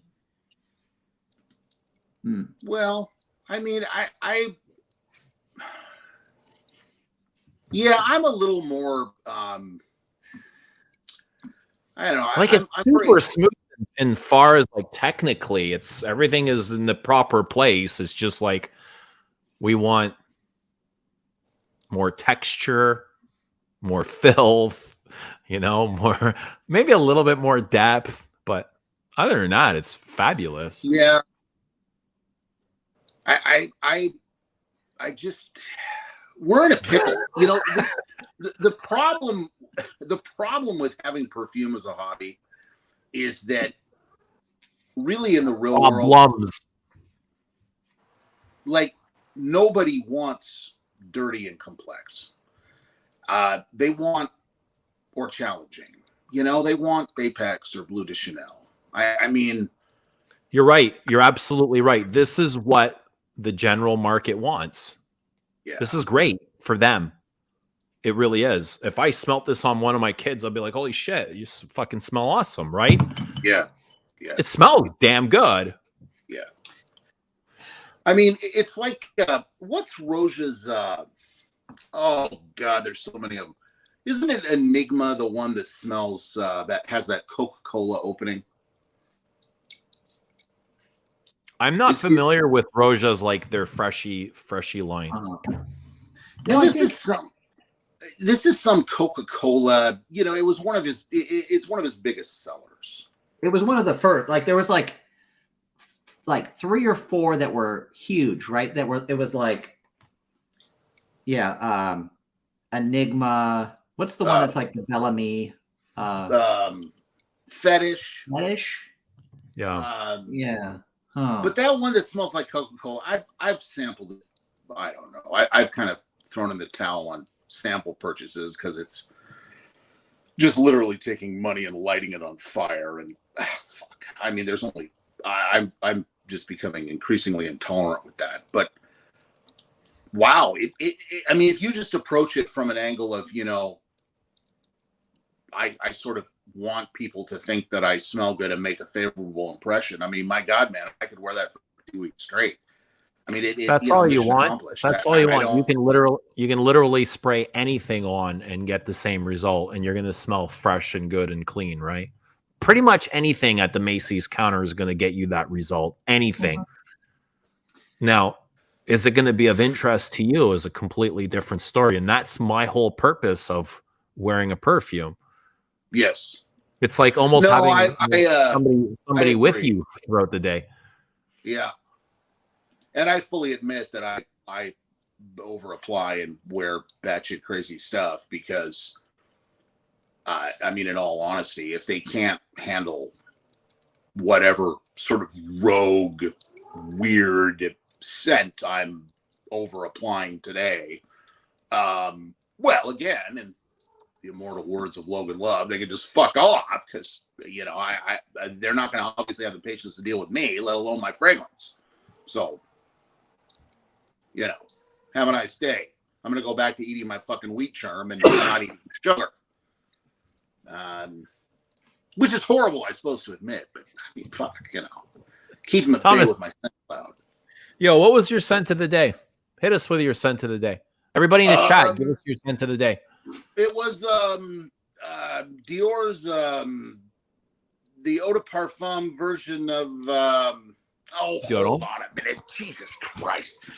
Let me get into my armory. Where the hell is it? Give us a quick peek. Can we see the armory? This is one of them. Bunch of crap laying around. That looked pretty interesting. Watching this and is impressionable, don't become a perfume-aholic.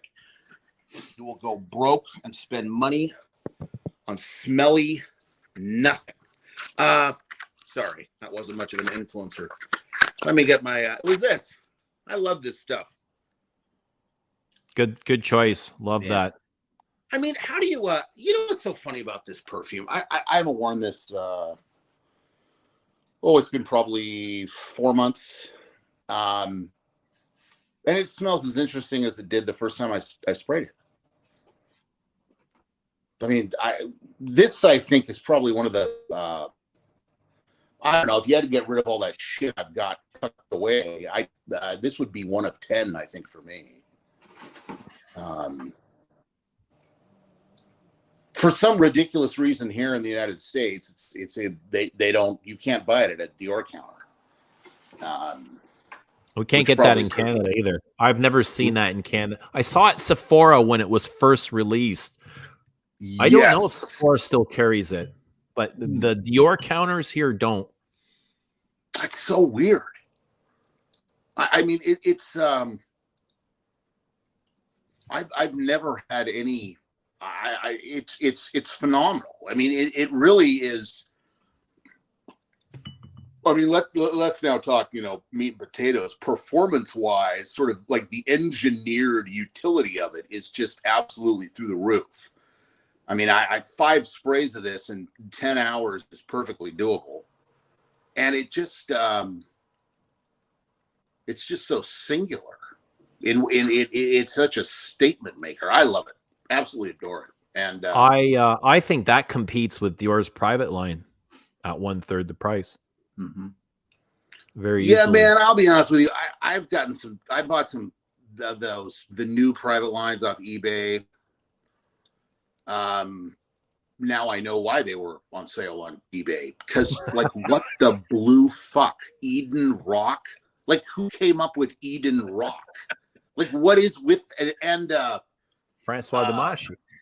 Oh, and I don't give a donkey's ass whether people, I think I'm just an idiot here, but Oud Ispahan is not Oud Ispahan anymore.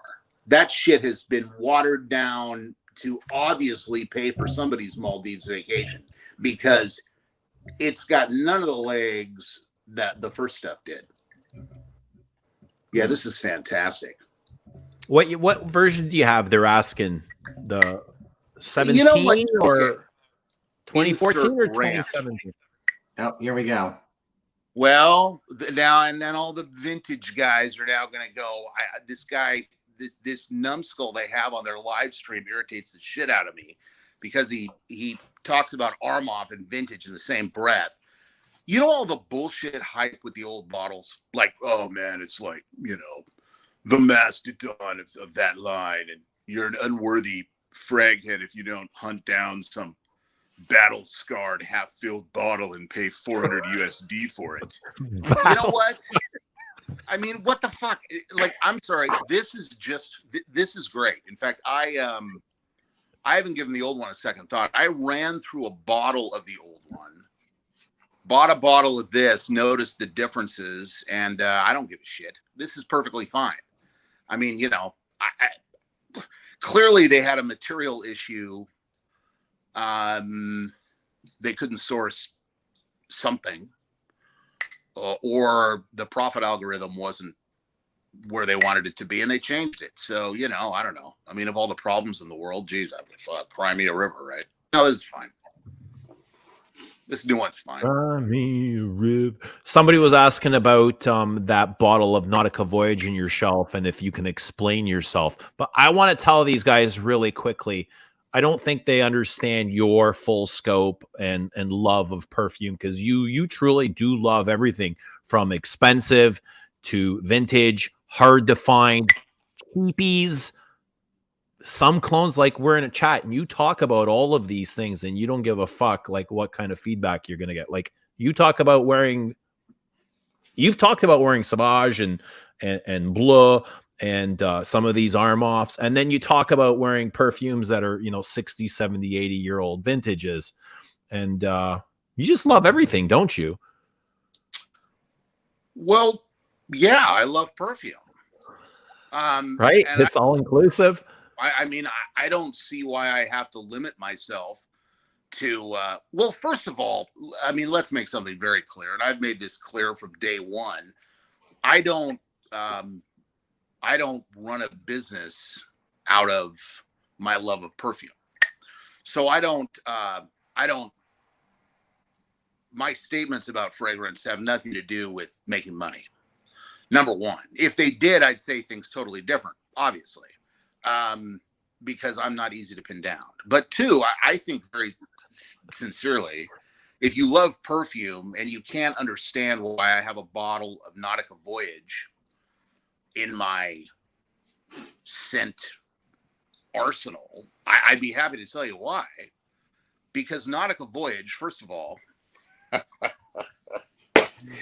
Nautica Voyage, if you live in a warm climate and you apply it correctly, and you don't want to offend anyone, and you want to smell, well, you know, like a modern cleaning product, kicks ass.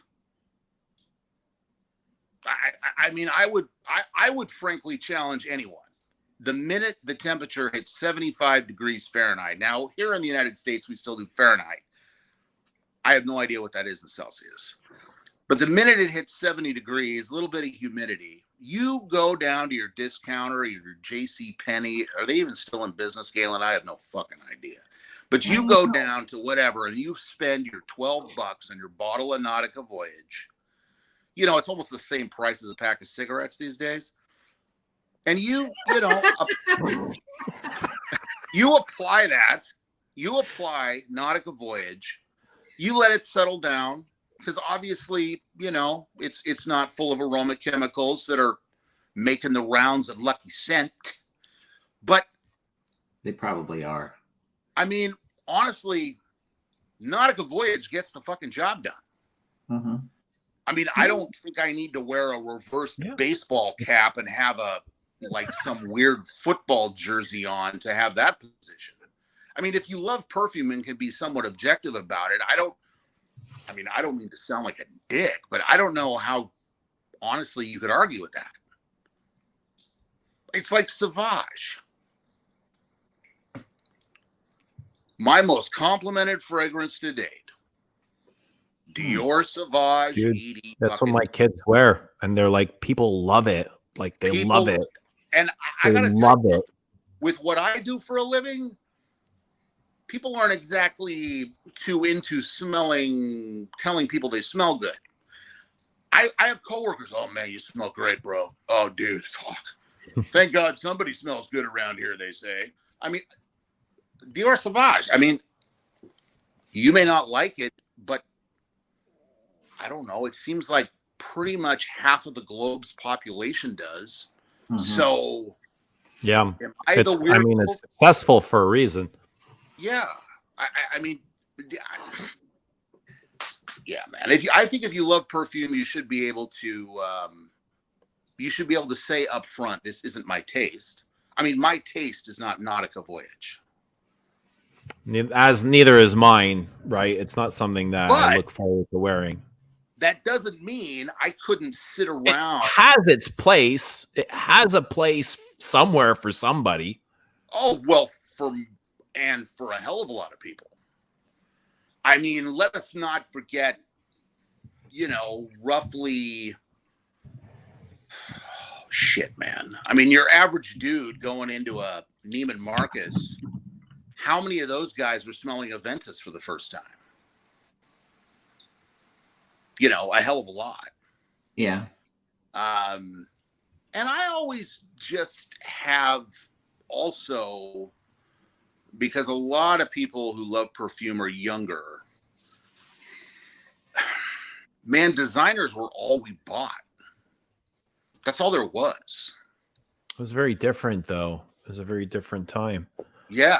I mean, yes, there were these indie niche perfume houses that carried a lot of off-the-wall shit at the time. I mean, that's where I smelled my first Patous. That's where I smelled my first Surges, etc. Was Patou considered indie back then? Not indie, but definitely niche. I mean, they were spendy. I think Patou Pour Homme was like $180 for a spray bottle. And that was, you know, in 98, that was a fuck of a lot of money.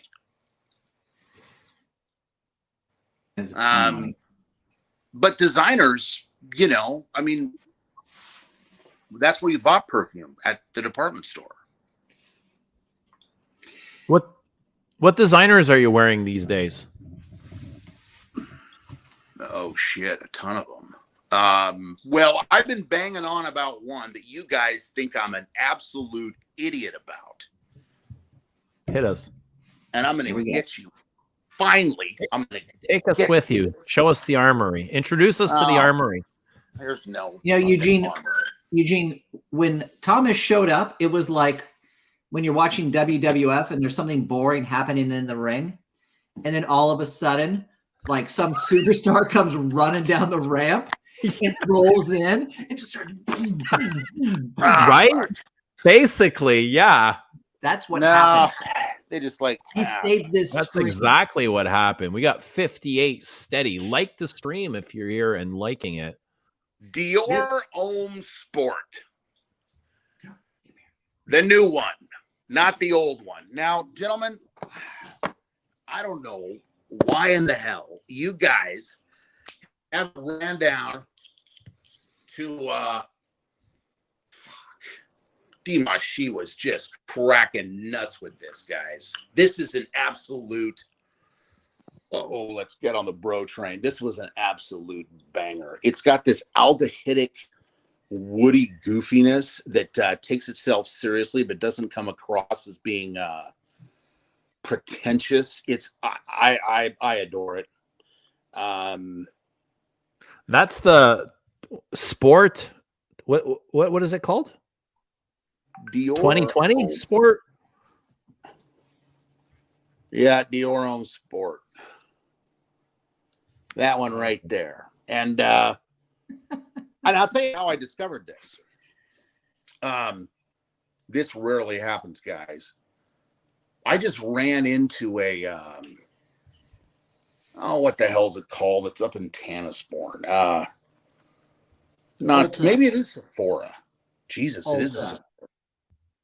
And I'm like, oh, look at all the designers. Oh, there's one. What sport? And I sprayed this on, and I haven't done this in I don't know how long. I literally sprayed it and bought it. Insanity, I know. Yeah, it's great. And if anyone is getting a little sick of the Sauvage train, I this is to me absolutely outstanding. And it kind of, frankly, again, is odd to me that more of the boy, I'm just slinging shit tonight, and I don't even mean to because everyone's going to take this wrong. But it surprises me that more of the, shall we say, perfumista, Luca Turin devotee crowd have not mentioned Dior Homme Sport, as it's a totally refined, wonderfully sophisticated daily driver perfume. And in fact, I'll even take it another level. If they had released it as an exclusive, they could have sold the shit out of it. So guys, I'm so sorry to do this. I have to go. You got to go. Yeah, I gotta go too, man. I gotta go watch The What's Gonna Kill Me. Okay, end of the stream. No. Thanks for ruining everything. Bye, everybody. No, let me go. Thomas, you gotta finish your thoughts. All right, you go. Well, he is the ultimate warrior right now. Hey, thanks for coming along, man. It was great guys. seeing you. Thanks for introducing us to your dog. Catch you later. Thanks, guys. We'll talk to you soon. Bye, buddy. Dudley. So you're saying that Dior Homme Sport is good enough to be in a Dior Privé bottle? We lost them. I don't hear anything you're saying. Yeah, I think so. From what? Hey, look. If Eden Rock is passable, then this is more than passable. And this also gets into another. Man. Well, look, man, there's this element of utility to perfume that just, I think we forget about. Because, we get up every morning and I don't know about you, but, well, perfume physically takes up a large part of our living area. Like, it's ridiculous, man. We have got, I don't even want to know what my bottle count is right now. It's just crazy. But like, ultimately, there is such a place in like the non-perfume lover world for interesting, pragmatic, wearable perfume. And I guess I have a soft spot for that. And yeah, And this you're is your allowed own. to. That's totally fine. You're allowed to. And you know, and I'll give credit to and I haven't bought it because I refuse to pay their prices out of principle. Although I've said that before in a moment of weakness. Oh, I have a bottle of it. Have you smelled Luministe from Louis Vuitton? Oh, I'm dude. not. You know, I know you like the darker Louis Vuittons, like the ombre noir and all that. Yeah, Nuit de Faux. Yeah. I think one of the most interesting summer, mild weather, just fire it on and forget, smell like $1,000,000 perfume is Luministe from Louis Vuitton. I would, in fact, if I ordered it, I'd ordered it in a 200 ml bottle. It's Jacques Cavier is just an absolute. He hit the ball out of the park with that one. It's well worth. Tom, is it a freshie? Is it a freshie? It's a total freshie. It's I just can't click with freshies, and I just don't find them interesting. You know what I mean? It's like I really struggle to get them to like pull me in. You know? Yeah. I get it. I mean, I totally get it, and I realize I'm kind of an oddball because I can go from like, you know, loving a freshie to loving a 50-year-old Indonesian single origin oud distillation within the matter of minutes, which I realize is, you know, kind of batshit crazy. But hey, man, I just love perfume. What can I say? Anyway, but yeah, you should get your nose on both those. Your Own Sport and Luministe. I've got the second generation Sport. Does it have the red label on it? No, Yeah. That's the old one. Yeah, this is the second generation. This is the 20, I don't know, whatever. Here, look. Yeah, that's the 20, whatever it is. This is the one that I think this was Francois' last official release with Dior. Okay. So you're telling me I got to check this out? I think so. Dior 2020. Dior Homme Sport 2020. I love the original Sport, the very first one. But have you smelled that? Yeah. That was something really special, even though it was a freshie. Well, and then the dunderheads go and, you know, reinvent the wheel again. I mean, let's hope this sticks around for a couple of seasons before it's, you know, shit canned to the oblivion of bloated eBay prices. There you go. Tom Ramsey's saying, can you leave some vintage knowledge on them? What's the last vintage thing you wore?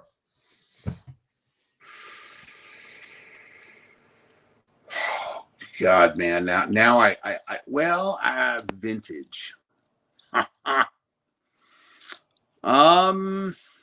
Probably Ven Vert from Balmain. I've got that's a fragrance that's almost impossible anymore to find in anything bigger than a 4 ml travel splash. But fortunately, there are still those laying around. And that is probably, that was the last thing I wore that was, quote, vintage. That's one of my true love perfumes. Big Galbanum bomb, right? It's oh yes. So take Chanel number 19 and you picture either you picture a beautiful suit or your beautiful dress or someone very sort of sleek, well composed, articulate. Then Vert is that after the person has had really wild sex, they're a little bit loaded up on very, very good gin, and they absolutely, for whatever reason, just are out of shits to give, but always retain this air of articulation. It is, yeah. Ven Vert to me is, I hate saying stuff like this because people then will imply that I mean you have to go track it down and spend lots of money. You don't. If you ever get a chance, Ven Vert to me is required sniffing. Like, do you think we'll ever have like a comeback to green fragrances? Well, I hope so. Like in the designer world, in the more mainstream world. I know we'll always get it in the niche and indie because people are always trying different things. But do you think we'll ever see like a comeback to green? I thought it was really nice that H24 hinted towards green. Yeah, I was really encouraged by Frederick Mall getting behind Synthetic Jungle. I think I'm one of the few that actually, I bought a sample of it. I actually really enjoyed it. And I would love to see much more of that sort of wafting around the public space, as I think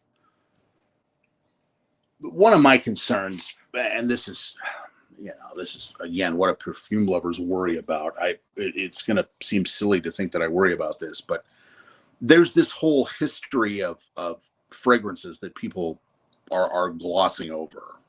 So they'll buy a vintage bottle of perfume, and let me pick one that gets all the bros salivating. Balenciaga Hohang. Or even let's just go with Patou Poiron. You know, they'll seek this out and try to find this out. And what they're really smelling is a very specific period in time. And what I so love about Synthetic Jungle is that it takes a deeply rich period of perfume history that I'm assuming if you were to sit down with any master perfumer, the whole sort of green floral chypre style was huge and formative to a lot of their creative processes. I think it's important to give that a lot of thought about what that scent means and what it does to you. It's sort of immaterial if one likes it or not. In much the same way that, like, if you and I go to the museum, let's just pick let's pick some well-known museum in X large city. You and I are not going to agree about every painting that we see that we like it. But after we sort of get our language on track, we can agree that the painting has talent, it has interest, it does something for us, independent of our liking it. So anyway, yeah, I hope green fragrances. Yeah, so I'm not surprised Mull's put out. I think it's three greens now in a row. So, Rose and Queer, Synthetic Jungle, Uncut Gem. It could be 4. I can't remember the one before Rose and Queer, but it's quite normal in niche or indie. You don't really see it in the designer world anymore. You cut out there. I lost. I was saying, if Mull's now put out 3 green fragrances in a row, right? So he's been pretty consistent with that. Rose and Queer, Synthetic Jungle, Uncut Gem. Yeah, all Have the you tried? fervor about Have you tried this? all the pissing and moaning about Uncut Gem, I don't understand. Have you tried it? Yeah, I got a sample of it. It's fine. Yeah, you liked it. Well, I mean, it's not something that I'm going to run out and spend $400 on because I don't like it that much. But it's a well-constructed, clearly focused fragrance that, if you're owned by a publicly held firm, you know, I mean, we're coming out of COVID.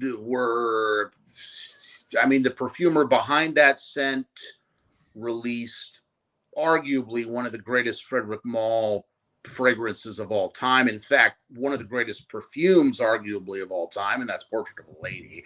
Excuse me, Musc Ravageur. And so, yeah, it's fine. So here's a really good question, and it says Uncut Gem is supposed to be green, and that's always been the way I've perceived it, was to be green. I don't know about how everybody else sees it. To me, it's a green perfume. Yes, it's got that Angelica sort of French lover vibe. You know, with a bunch of woody amber. Is it not? Is it a green perfume to you, or to everybody else? I would describe it as such, but I you know. You would or you wouldn't? No, I would. Yeah. Yeah, to me, it's always been green. It was like instantly, it was like, okay, this feels like a green perfume. Maybe not like the Chypres of the 70s, the classics, but it is green. No, but it's green and cleaned up for, you know, the jet-setting modern man, baby. That's right. I mean, we can't be wearing these, you know, musky nitro must old school fuzzbusters on an airplane. Let me find my bottle. I've got a bottle here somewhere. Hang on.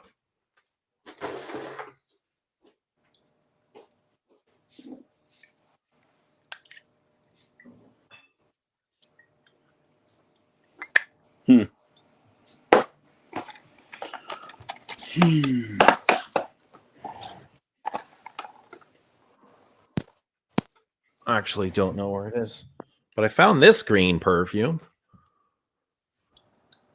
Ooh, yes. You know this one.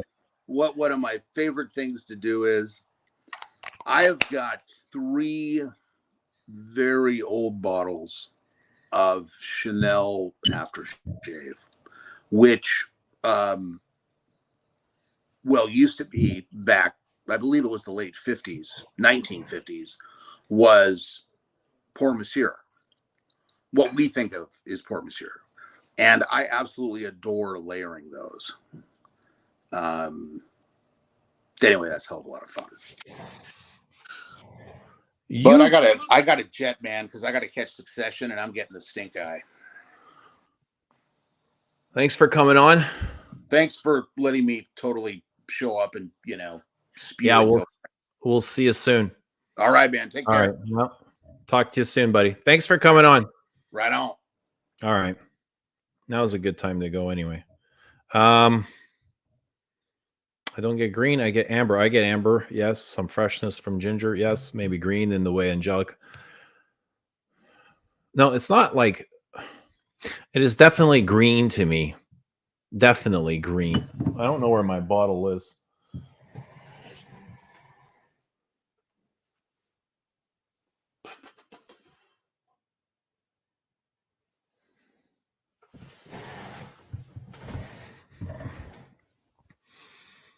I get a lot of the Rudy Angelica and cedar. I get cedar.